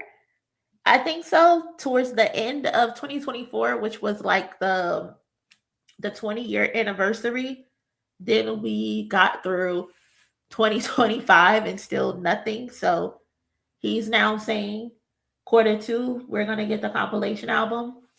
So that's going to be interesting to see who's on the album.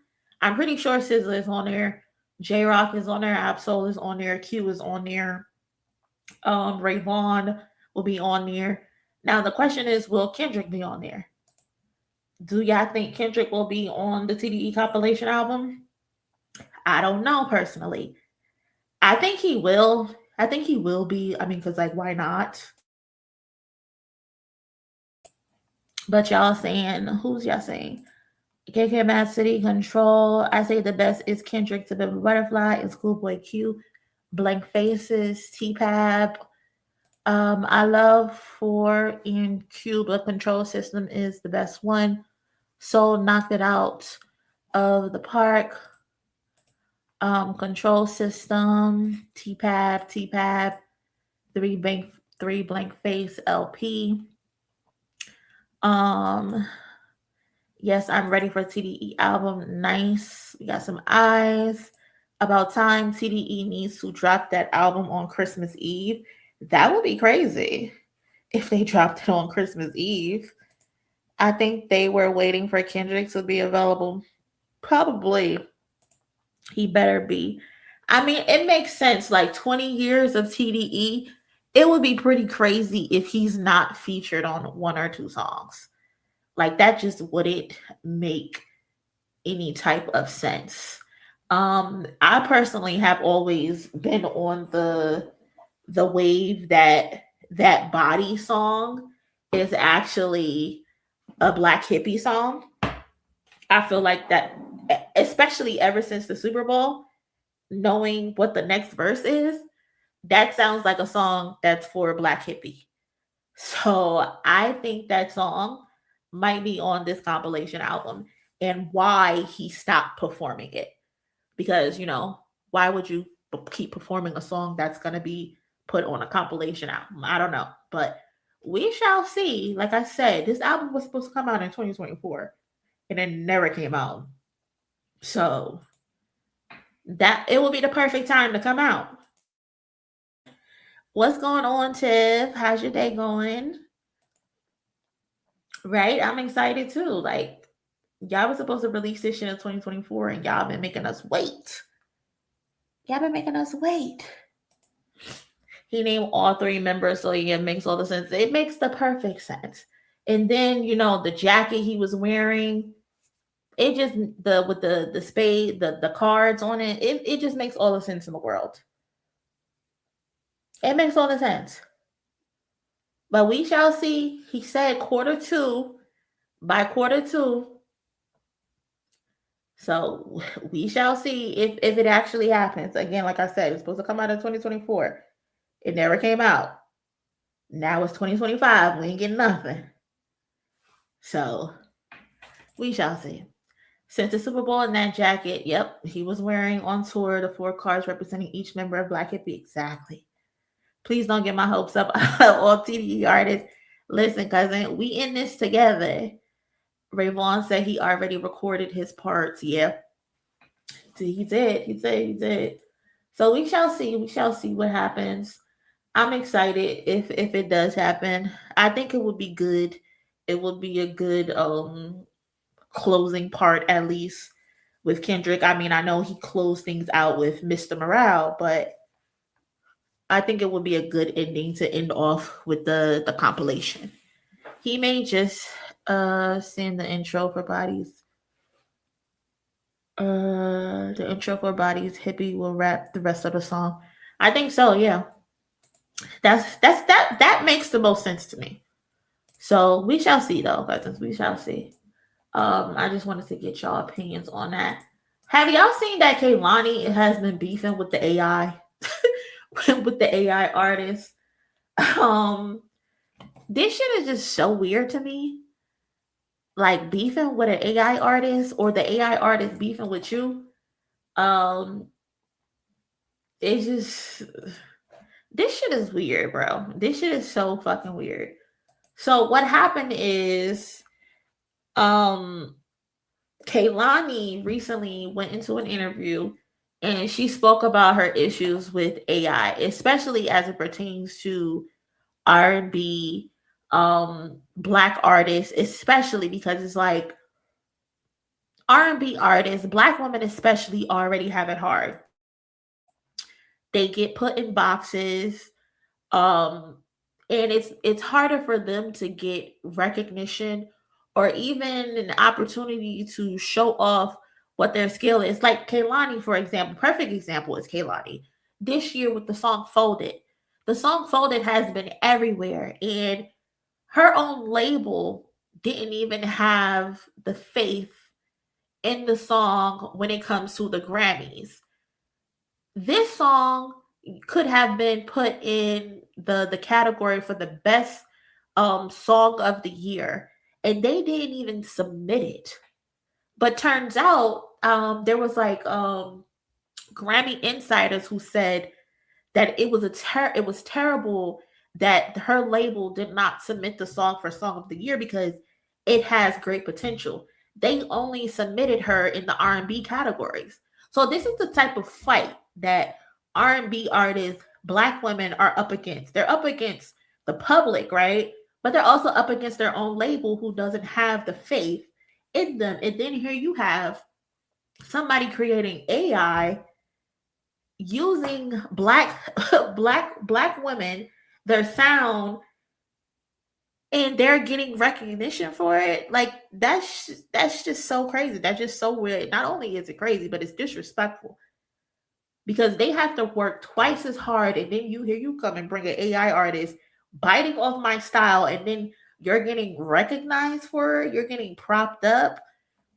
We're not going for it. No. So Kehlani was complaining about it, saying like, why am I competing with the computer? Let me play this. Let me speed it up a little because y'all know copyright. The moment you can equate prompting something and having it make this entire, and I think really what I think is I don't think the public knows how AI music works. I think that they're saying, and I'm going to use the girl for an example, they're arguing with us saying, no, she's writing these songs. And then just this thing is creating the image and the voice. No. All you have to do is prompt the AI. As in, I can go in right now and say, I want a mid-tempo ballad that relates to this certain demographic of people that talks about this kind of struggle, that has brandy ad-libs, brandy vocals, a third verse, a key change, a modulation, and then she gives me back. And then go, maybe I don't really like that. How about a second verse that has something to do with joy and then losing your joy? That's not writing a song.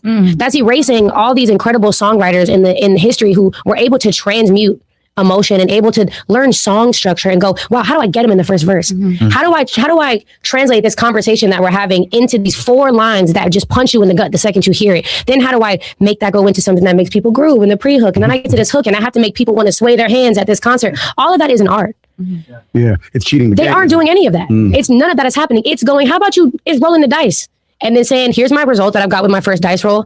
Let me maybe make some edits there. And it's doing it for me. I'm all for tools. I'm all for people having proper tools. I'm all for people having opportunity where there was an opportunity.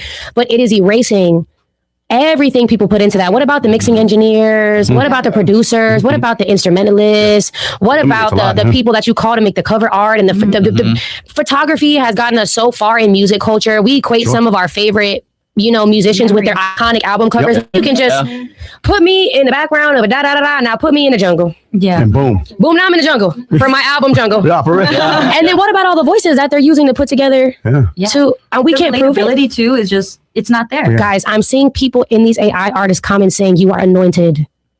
Like you are so gifted from God. Well, everybody else should consider making better music. We are training this musician. Everything we've done, it's learning from everything we've done has trained this. That AI artist dropped a project called Unfolded. 2 weeks after I dropped Unfolded, and it is currently at the moment being talked about the most. And you're supposed to tell me I have no right to be upset. That is a computer. I'm not even mad at the girl. Let's be clear. Get it, girl. You look great, but don't ignore what you've done.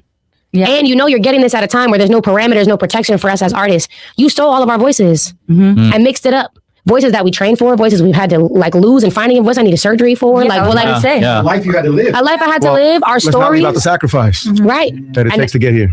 And again, if someone is here today and they blow up overnight, I'm not going to tell them in person you didn't deserve to blow up overnight. You must have made something so incredible that you blew up overnight. I'm not going to tell them, oh, you didn't have no struggle. You didn't do this since you were 14 and have a bunch of no's and doors slammed in your face. But you were a human who made something as a human and people loved it. I'm going to respect that the same. The computer, I can't respect. I can't respect. And then it's the lying about it. It's the lie. Oh, well, I'm writing the songs and it's just singing it. That is a lie. Is a lie. And I don't want to be like this part of me asshole. I don't know if I can say that. Sorry. The asshole who's in the comments of everything being like, oh no, this is just not the truth. But if we can say what it is, if we can tell the truth about it, maybe it can have its own charts. Maybe it can have its own charts. Maybe it can have its own. Let the computers duke it out. Oh my God, I want to see which computer was better than which computer. Best new AI artist category. I got the M3. At this point, why am I competing with a computer? That's not fair. That's not safe. Come in the room and write the song. Come in the room and produce the song. As a matter of fact, let's work together. You write so good. Why don't you write with me, for me? If you can't sing, come write. Let's write. But it's the computer. The most. So Kehlani, she's spitting. She not wrong. She had several great points. Like she said, if we're gonna do this AI thing, let it be separate from real artists. AI artists should not be on the Billboard Hot 100 and the Billboard 200. They should not be, because they are not real people. They are not real people. And then yes, she does. She was interviewed by Gayle King. Yes, y'all. There is a real person. Her name is Talisha Jones. For so many people, they think she's not real. She doesn't exist. Why did you want to come and reveal yourself in this way? I wanted to reveal myself because I wanted people to know there was a real person behind Zanaya, that there's real emotion and soul put into those lyrics. Jones, who also goes by the name Nicki, isn't a singer. This is Zanaya. Zanaya Monet began as an avatar she created while teaching herself AI just 4 months ago. Don't treat me like a plane you wonder about. Keep me on a bit. Really blow people away. Yes. Are you writing the lyrics or is that AI too? No, lyrics are 100% me. So you like all those lyrics? Yes, ma'am. Like all the lyrics? Yes. Never got to hold you close. Never heard you laugh. Never. A close family member or a close friend. I wrote about it. Bitch, are we living in the Twilight Zone? Like, we are literally living in the fucking Twilight Zone. And why your AI don't look like you? Why does your AI look like other people? Like, I don't get that. That ain't true. So, that ain't true.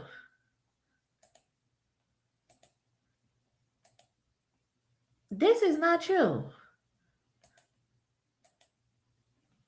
Family member or a close friend. I wrote about it. I lost my dad when I was 8 years old.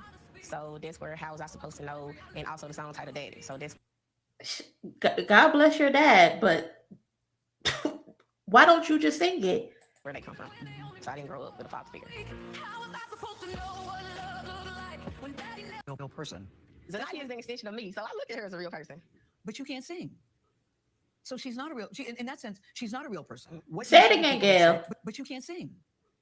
Look at her as a real person. But you can't sing. Real person.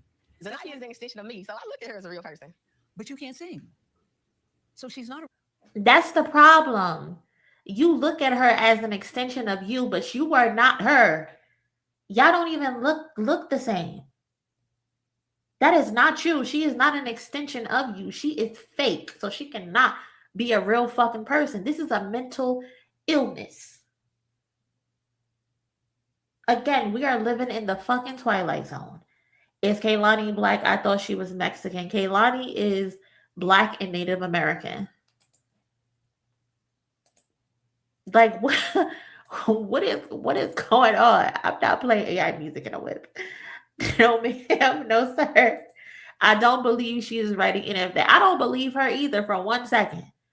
She is not writing this music. She's not, especially based on the fact that you think that this AI is an extension of you. Girl, what are you talking about? And then she's on Billboard charts, R&B digital song sales, R&B hip hop digital song sales, overall digital song. Like, what is going on, y'all? We are living in the fucking Twilight Zone that this woman can get on the internet and say that Zanaya, her AI, is an extension of her, so you look at her as a real person. What we're used to, you're going to get strong reactions behind it. And I just feel like AI is the new era that we're in. And I look at it as a tool, as an instrument, utilize it. I feel like there is some white person behind all of this, and they're using her face, this black lady, as the scapegoat. I honestly feel like that.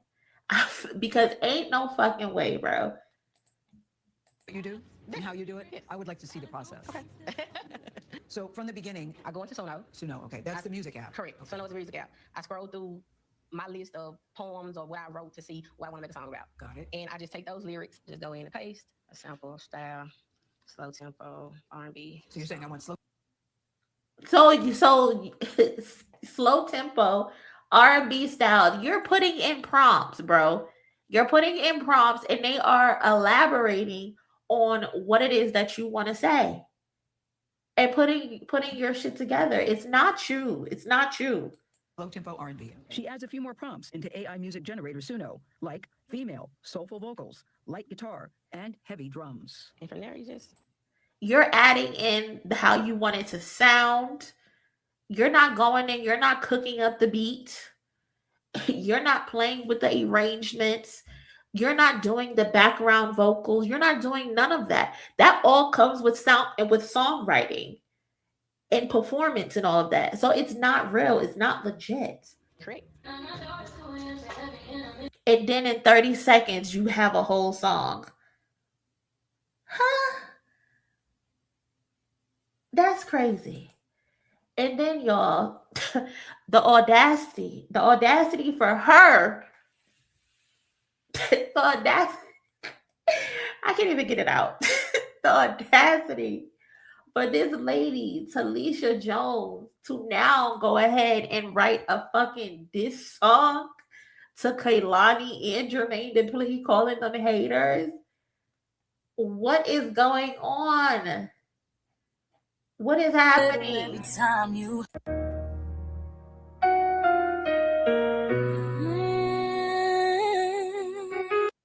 This is the Twilight Zone, bro. We're in the Twilight Zone. We are in the Twilight Zone.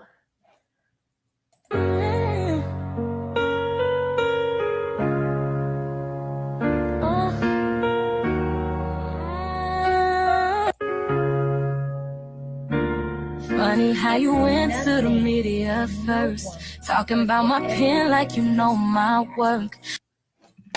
Talking about my pen like you know my work. Bitch, you're a computer. What? You don't know the nights I cried to write, or how many songs healed somebody's life. You say I ain't real, you say I don't create, but you aren't real. You are not real. Yes, cousin, she on the chart. She on the Billboard charts. Somebody need to spill coffee on her lap. Oh my God. Voice shake a little every time you hate, cause deep down you know I'm destined to shine, and you feel that pressure every time you hear my lines. I wasn't. What? This is scary. This is terrifying, hilarious, and equal measure. What is happening, bro? Trying to compete, wasn't trying to compare, but you keep speaking on me like I ain't. It's her pretending to write on the fake paper that's killing me. Oh, I think I'm covering it, y'all. Here, look at her writing the lyrics down. You keep speaking on me like I ain't right there. Baby, jealousy loud when confidence low, and you've been speaking kind of. Now she dissed Wale too. Oh God. Now Wale gonna be upset. Now Wale gonna be upset. Now Wale gonna be beefing with the AI. Lately, you know, so say my name with respect, cause everything you ain't expect. She said, say her name with respect. AI said, you got me fucked up. AI said, you got me fucked up. Baby, this is a joke. Like, we are really living in a Twilight Zone. We are living in a world where AI artists are now dissing real artists and telling real artists they could have come to them woman to woman to say their name with respect. Bitch, you are not real. You are not a real person. How the fuck was Kehlani supposed to come to you woman to woman and show you respect? What the fuck you wanted her to talk to the computer? That's what you wanted her to do? You wanted her to sit down and talk to a fucking computer? Because the beef ain't with you, Talisha. The beef is with the AI, apparently. Because you said the AI is a real person. So mind your business, Talisha.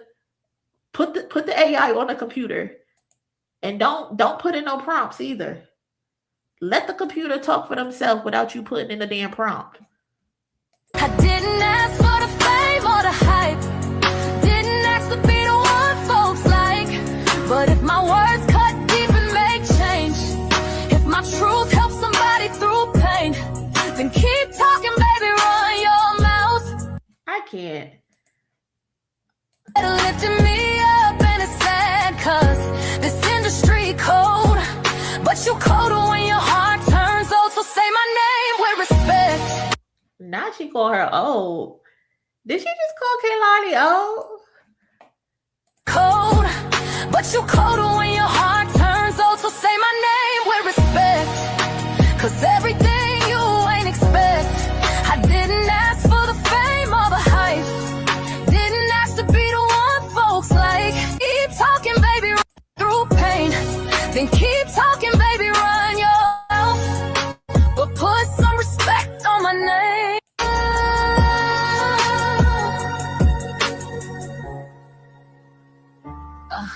I ain't pressed, I ain't mad, I ain't losing sleep. Not the fucking beat dropped. It's just wild how you talk when you feeling weak.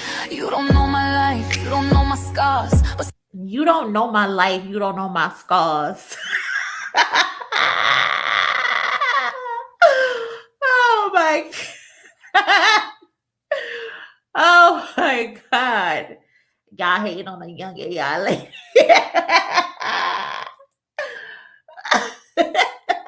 She glitching. How old are Miss AI? She young and prune, apparently. She's young and prune. She only been out here for 30 days, okay? Oh my God. This motherfucker said, you could have came to me, woman to woman. Girl. This has me so save dead. them, that's real art, don't get it must be jealousy loud when confidence low, and you've been speaking kind of loud lately, you know. So say my name with respect. Say my name with respect. Say my name with respect. Her scars are clenched. A lot of people are out of touch with reality, so this crap is going to hit for them. I need people to go outside and touch grass. First of all, you better say her name with respect.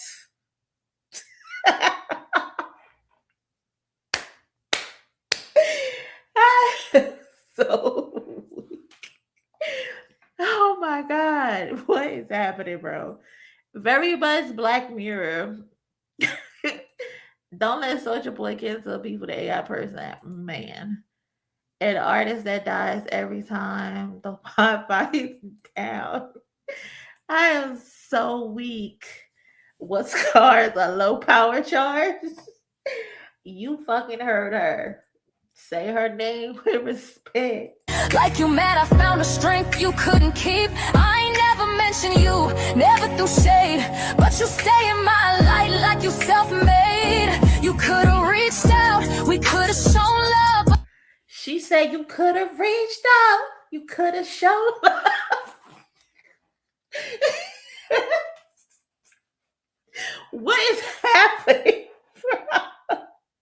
You could have reached out, you could have shown. Girl, get the fuck off of my computer, bro. Oh my God, this is crazy. Oh my God. You chose ego instead of lifting me up, and it's sad. She said you should have lifted me up. She said you should have raised your MacBook in the air. You could have lifted me up. MacBooks up. Put the iPads in the sky. What? Cause this industry cold, but you colder when your heart turns old. So say my name with respect. Say my name with respect. I'm dead. I am so fucking done. Like, what world are we living in? What world are we living in? What world are we fucking living in? We are living in, apparently, we living in a world where AI wants respect. AI is out here demanding respect from real people. Man, listen. This shit has gone too far. This shit has gone too fucking far.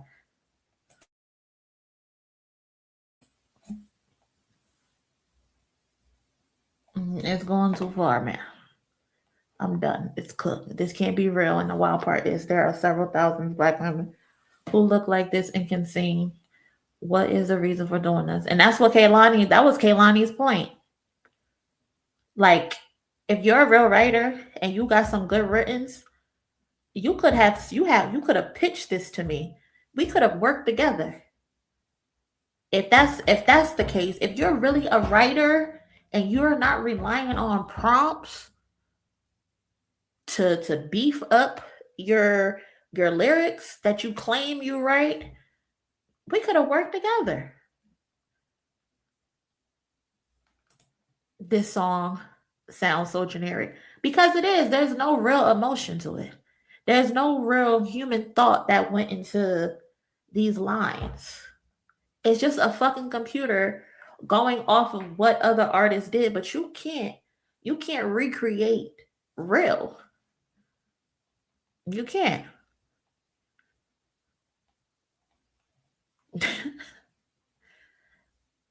She said she could have shown me respect. I'm so done. I've had enough of these motherfuckers. I really have. I've had a fucking enough.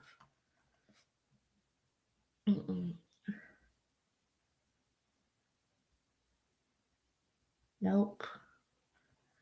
I'm done. I've had enough. This shit is over with. Fuck AI.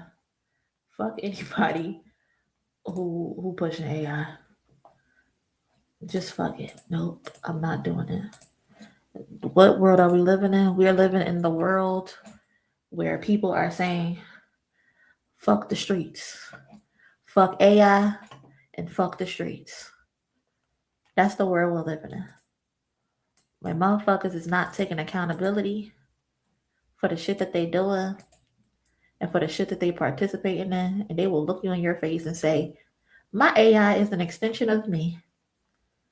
And then we have motherfuckers like 21 Savage who wants us to say fuck the streets because they are tired of their albums not selling. So let's get into 21 Savage. This is the last topic I have for today. So let's get into this motherfucker in his bullshit. Because there's a new narrative in hip hop that is being pushed. And it's being pushed loudly by 21 Savage. But I feel like folks aren't being honest in this narrative that's being pushed. And all of this stems from his album recently dropping. What happened to the streets? He released that album. And now he's sparking this new movement called Fuck the Streets. And on the surface, it sounds like, reflection. It sounds like someone is growing, someone who is at a turning point in his life. But examining who is saying this fuck the street shit, how they built their career, and when the message suddenly appeared, like there's just a lot of contradiction going on. And again, this all started with his album coming out. There was an early projection that 21 Savage album was going to debut at number 7 on the Billboard 200 with 53,000 units sold. Then, almost overnight, the projections jumped all the way to number 2 on the Billboard 200 with roughly 90,000 units sold. Now, I ain't want to gossip. I ain't want to push narratives now. But something in the milk just ain't clean with this 21 Savage situation. Something in the milk just ain't clean. Because how do you go from 53,000 units to 90,000 units in less than 3 days? Especially on top of the fact that your streams drastically declined. Drastically declined from the first couple of days. So your streams drastically decline, which means people are not listening to the album. But your units go up. Your units just skyrocket up 300% in daily US album units in less than 3 days.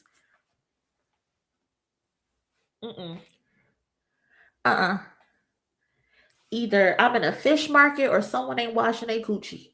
Something is fishy. Something is fishy. Something is fishy. Something is fishy about that.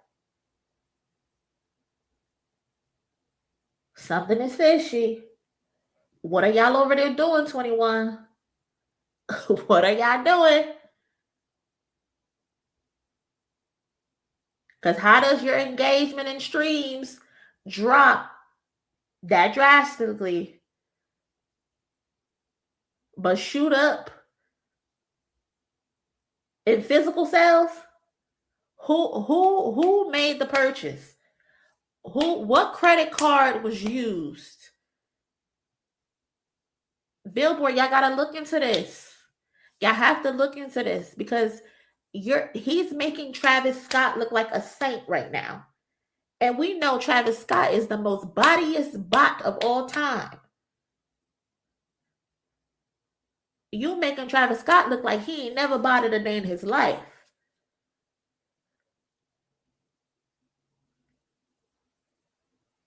So it makes sense why there are legitimate questions about how organic these sales are. And right after that came the Fuck the Streets movement.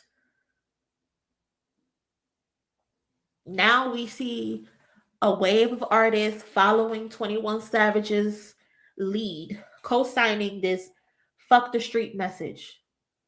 G Herbo, Young Thug, Pooh Shiesty, who just came home, dropped the first day out freestyle, and he fuck this, fuck that, shoot this, shoot that, bang, bang, bow, bow, all over his first day out freestyle. YF and Lucci, Rallo, Big 30, Quavo, Offset, they all a part of this Fuck the Street movement. We see the public reconciliations, the FaceTimes, the statements, a sudden sense of unity. But what is the unity around what? What exactly? Because let's be clear, these careers were not built adjacent to the street culture. They were built on top of the streets. So why are y'all saying fuck the streets now? Why is it fuck the street now? 21, you didn't just reference street life. That's your whole MO. That's your whole makeup. You marketed it to street life. Your early catalog leaned heavily into violence, into trauma. 21, you in your interview with Perspectives with Bank, you talk about how the streets of Atlanta groomed you into the lifestyle you lived. Your trauma is a direct result of the environment, but the environment you went on to market. So if that's true, and I'm willing to accept that, then let's go all the way there. If the streets groomed you, would you agree that your lyrics, your influence, your platform help groom the next generation of young niggas? If we're going to talk about it, let's talk about it. No more tiptoeing around the subject. Let's dance, let's salsa. Let's get to it. Because a lot of you rappers help create a generation of youth who don't give a fuck about anything. They worship everything you niggas said and everything you niggas did. You preached about money, you preached about murder, you preached about drug use, and you used it as a success metric. And now we're looking at a system filled with kids who will never see the light of day. Kids who won't make it to 20 to 25 because the very things you glorified for $1 became their reality. We got graveyards full of kids, prisons full of kids, sliding on ops. Y'all made that shit cool. Y'all putting dead people in weed and y'all smoking on them. Y'all made that shit cool. Pooh Shiesty masses made millions in the streets. Millions in the streets. Got little kids wearing Pooh Shiesty masses in the summertime. But you want to talk to me about fuck the streets when y'all done ruined the streets and glorified the shit in the streets and y'all done made millions of dollars off of it? Now, after years of dysfunction and trauma being promoted as entertainment, you get to say, my bad, I was just playing. My bad. I don't want to be a part of that no more. And I get it. I get it. I'm not saying this is some shit that we should be glorifying, because it's not. It's not. But where the fuck is the accountability? If we're going to say fuck the streets, you have to admit the shit that you did to get the streets the way that it is. And that's not what they're doing. And that's where I have a problem with all of this shit. That's where I got a problem. Because y'all aren't taking accountability. Y'all not. Y'all just aren't. And before anybody try to derail the conversation, don't tell me we can't talk about rappers' influence. Don't tell me to blame the parents or the guardians or the home. Yes, parents and elders matter, but let's be real. A lot of these kids don't have parents. They don't have elders. So they look at rappers. They look at athletes. They look at influencers. These are the people that's teaching them the rules. And it's not just kids in the trenches either. This music has reached the suburbs too. Different zip codes, same influences, same outcomes, just packaged differently. Y'all have power whether you want to believe it or not. Y'all do. Again, a lot of these kids don't have anybody, so they look at the rappers. They look at the ballers because they think this is the way that they're supposed to live their life.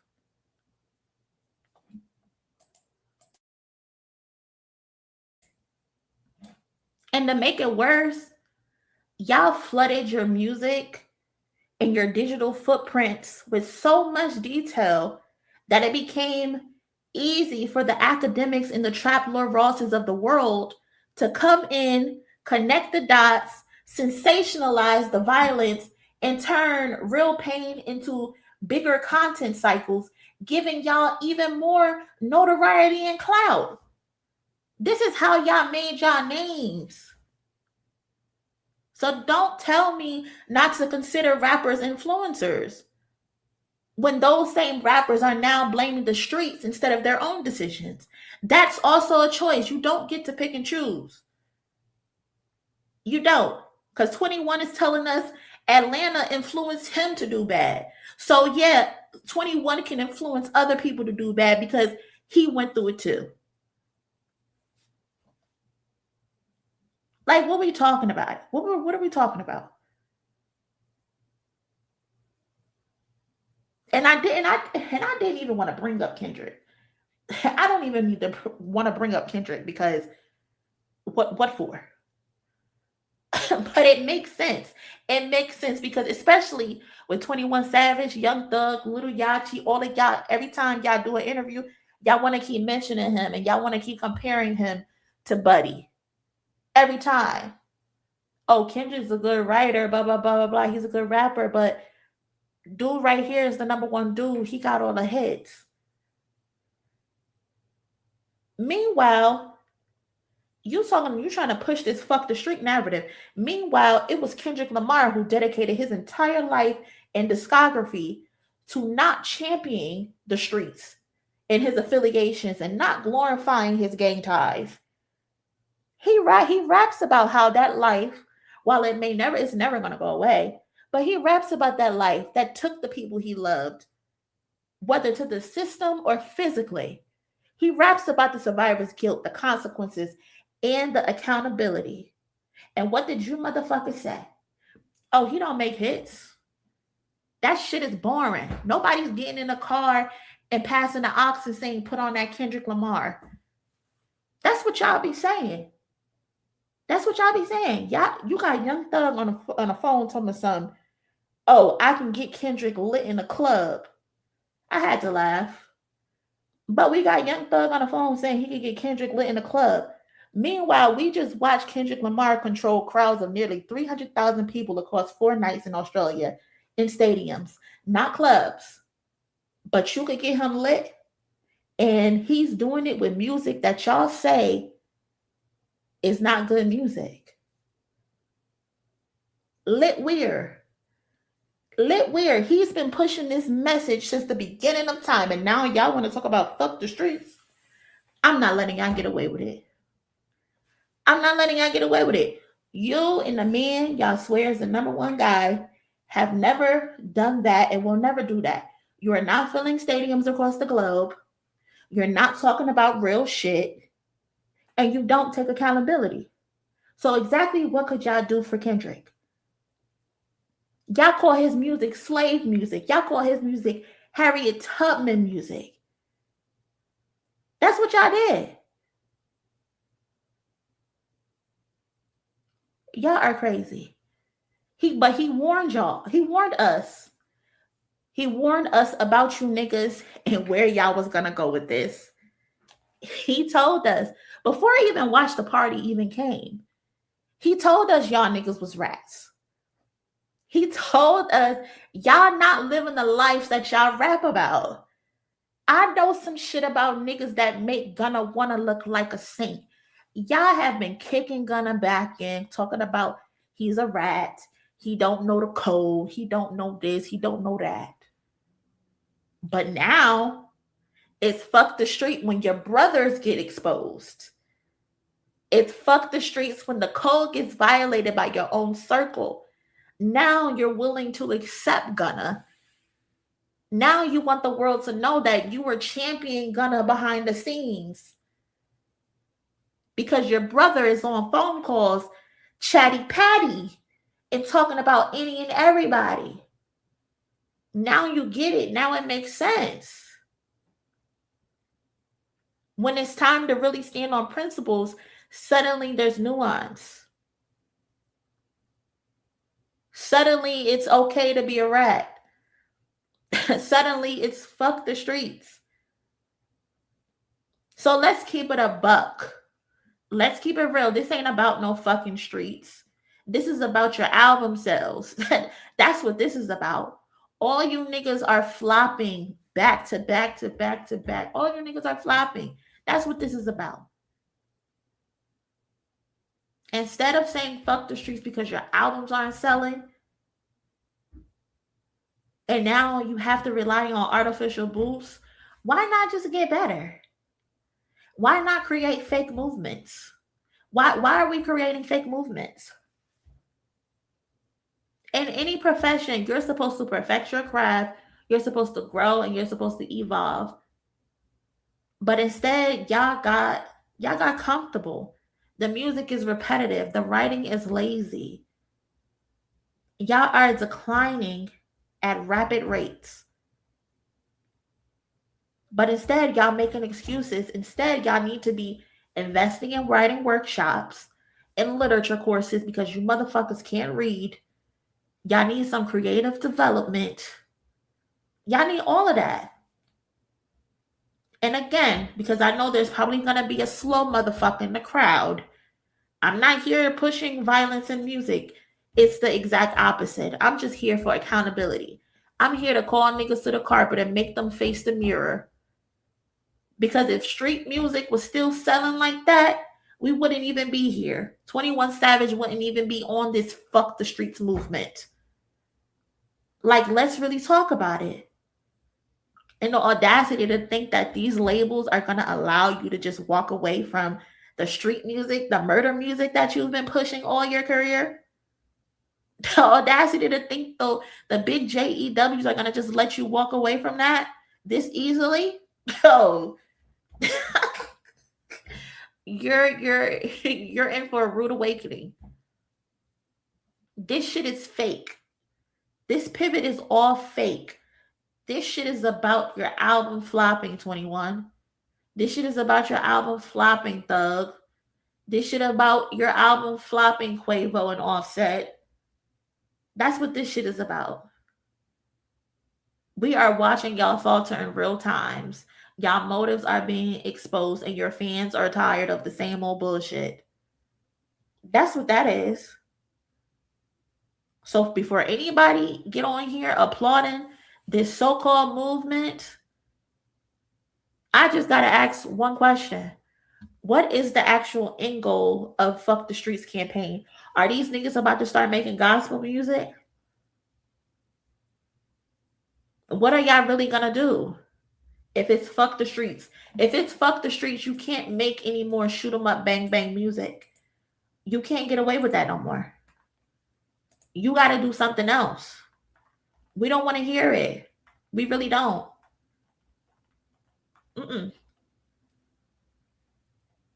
Mind you, someone showed me this on Twitter.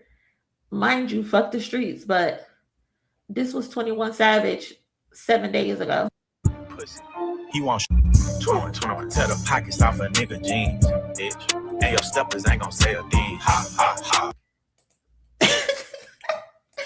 Here you are promoting violence. You promoting violence in your music still, in your What Happened to the Streets album. There's not even a concept in the album. You're not addressing none of this. You're still talking about violence. That's what you're doing. I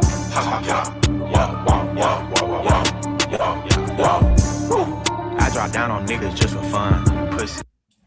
You drop down on niggas just for fun. Then call them a pussy. Huh? Fuck the streets, but you dropping down on niggas just for fun. He won't shoot it, so we took his gun. Brand new Mac 90 with the scope on the scope. What are we doing? 21? What are we doing? This is a song on your new album.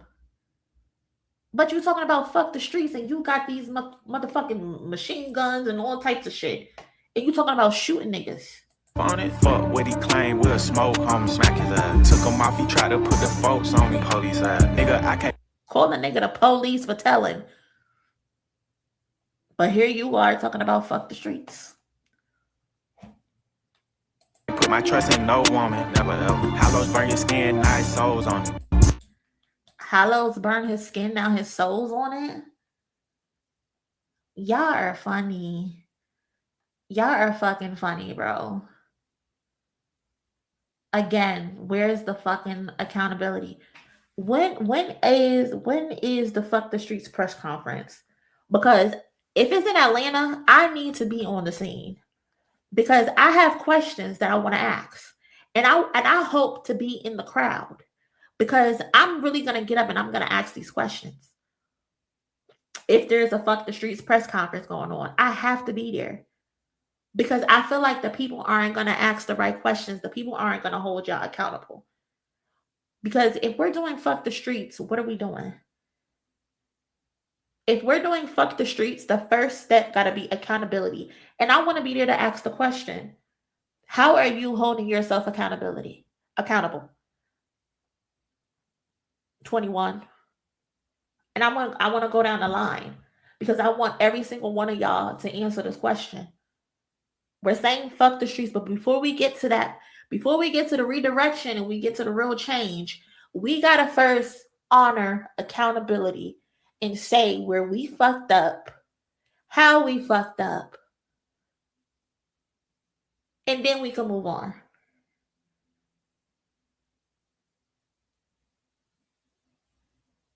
We have to. Before redirection and real change, there has to be accountability. Because if not, then it's just another rollout tactic. And that's what this feels like, another rollout tactic. And me and the cousins, we see right through this bullshit. We see through it.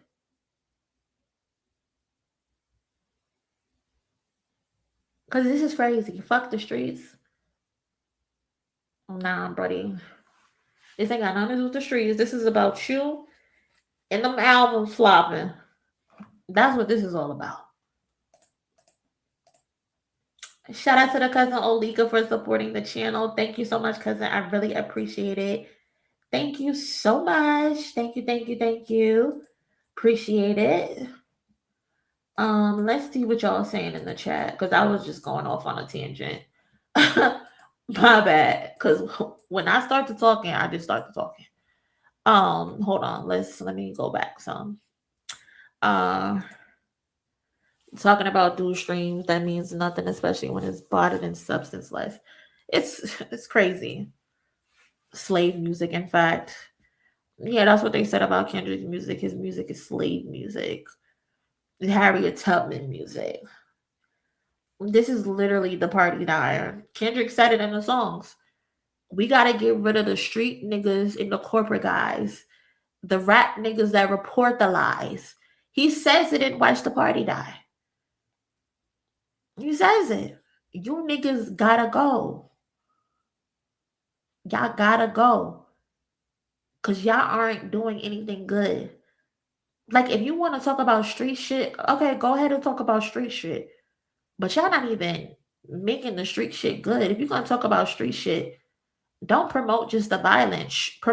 Show the bad side of it and how niggas can come up out of that and make themselves better men, better women. Y'all are just promoting violence, and then want to get on the internet talking about you got trauma. We don't want to hear that shit. If you're not doing anything, you're not taking measures to prevent the shit that you're going through, the shit that you're seeing in your streets. And why the fuck are y'all still in the streets? Y'all are millionaires. Y'all don't even need to be in the streets no more. Why are y'all still in the streets? Come on, man. Y'all are grown ass fucking men, and y'all are up millions talking about y'all still in the streets and y'all still got trauma. Bitch, go to therapy. Go to fucking therapy. Shit is crazy. Club music with morals. It's Harriet Tubman music. So much audacity. These guys are not authentic to who they are. Pay attention. The way they talk about hip hop, they don't love it. They just want the money. That's all it is. This shit is just a lick for them. That's why they've never grown. That's why they don't get better. They don't even invest in their fucking craft. They don't take this shit serious. They just go in a booth, get high as fuck on all types of pills, lean, and bullshit, go in there and make a bunch of BS, and then come out and think that people are just supposed to buy it. People are waking up.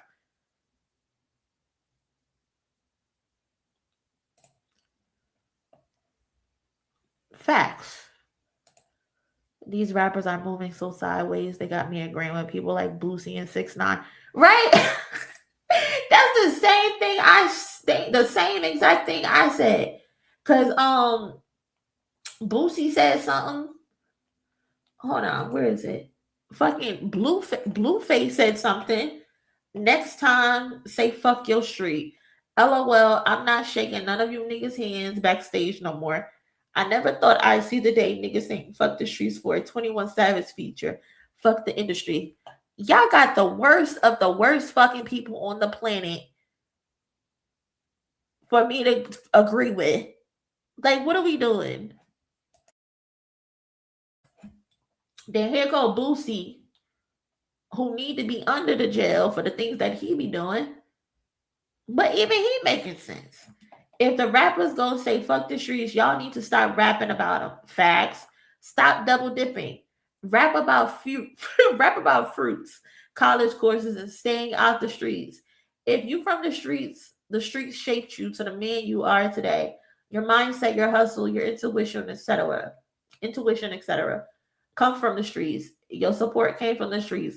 Yes, I want every kid to make it out the streets. That's what we all want.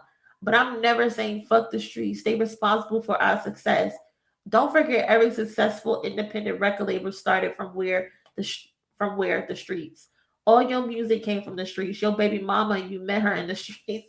So if it's fuck the streets, don't rap about them. Simple is that. Show the world and fans how good of an artist y'all is. Take the streets all the way out y'all rap vocabulary. I want to hear it.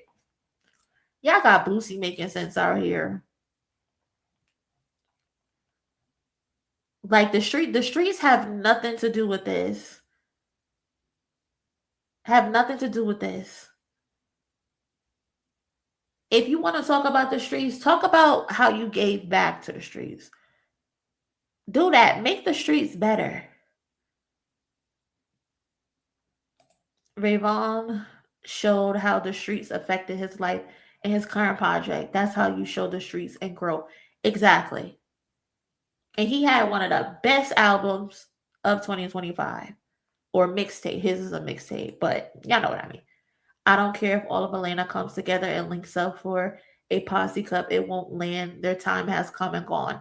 And that's just what the reality is. Atlanta, unfortunately, is turning into New York.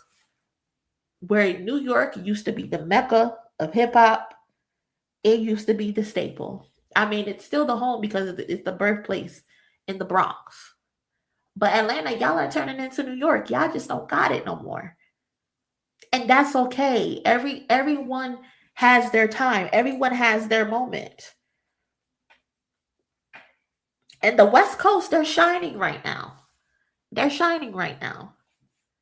And if you're a West Coast artist, you need to take advantage of the spotlight that Kendrick Lamar has generated for y'all. And you need to make the best of it. Because it comes in waves. It comes in waves. Maybe New York will find a spark somewhere and get back to where it used to be.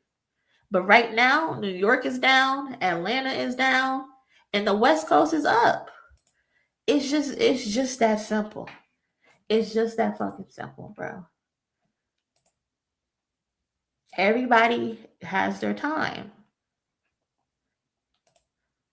Boosie is very annoying.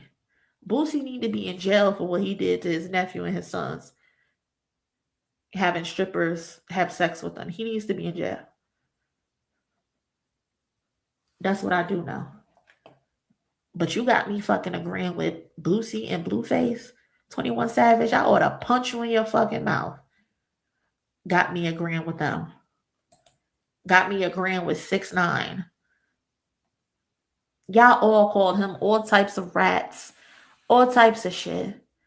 But it's different when it's y'all's people. It's okay when it's y'all's people. Again, this ain't got shit to do with the streets. This is about the album sales and the fact that that music is just not selling anymore because y'all suck.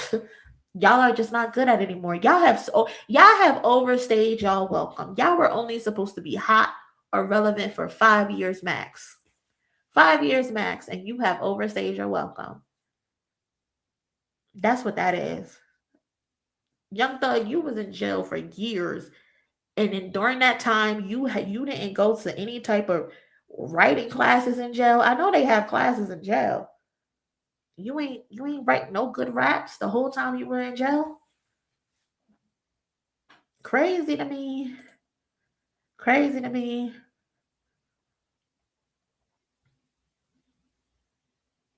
Shit is wild.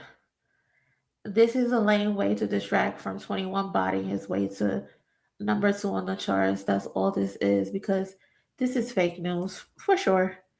Ain't no more street than the Clips, and they are doing just fine. They're doing phenomenal. And they rap about street shit very well. They are in honors class when it comes to rapping about street shit and moving weight. Don't nobody do it better than them two. Nobody does it better than them two. You niggas can learn a thing or two from the Clips. Y'all can learn a thing or two from the Clips. Saying F the streets mean they need to atone for the lives they harm with those harmful lyrics, music they release. Listen, people died behind those wars and those shootings that they were having out there in Atlanta. Like real people died. And here you go talking about some fuck the streets and people done died in vain over y'all's bullshit. The way I would haunt them bitches every time they close their eyes, I would appear. What the fuck you mean fuck the streets, nigga? I died for those streets behind the shit that you had me involved in. I would haunt them bitches every single night until their last days. Don't play with me. He didn't even work out. You think he was learning in there? Fucking ain't read one damn book. Too busy on that damn phone. He was on that phone gossiping like fucking Wendy Williams. That's what he was doing. On that damn phone, running his mouth. That's it. That's what he was doing. I can't. Shut out to Jid. Yeah, he holding Atlanta down. Jid is who else out there in Atlanta that's doing good? I'm not a fan of Playboy Cardi either, but he got the youth at this point. He got the youth.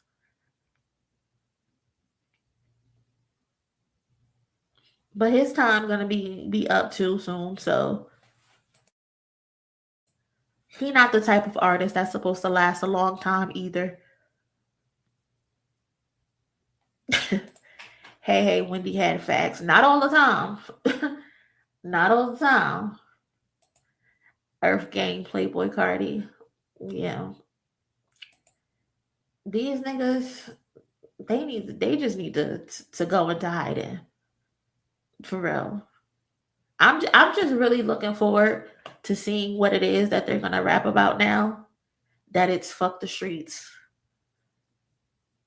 Let me hear their next song got some street shit in it, and we gonna have a problem. We really are gonna have a problem. I promise you. Because no, you're not getting away with this at all. Nope, not getting away with it. But cousins, thank y'all so much. We are a little bit over the 2-hour mark, but I appreciate y'all still rocking with me. Appreciate y'all talking with me with these trending topics. Thank you to everybody who sent a like. Appreciate you so much. Shout out to Lex and Olika for sending in a donation. We didn't hit our goal, but that's okay. Again, appreciate y'all. Also, shout out to the cousin Novaa, Ars Nova. We listened to one of his songs early in the stream. Again, I have his link listed in the description, so please go show him some love. And I hope y'all enjoy the rest of y'all night. Y'all be safe out there, and I will catch y'all in the next one. Later. Hey cousin, who you chilling with? I'm chilling with Monie.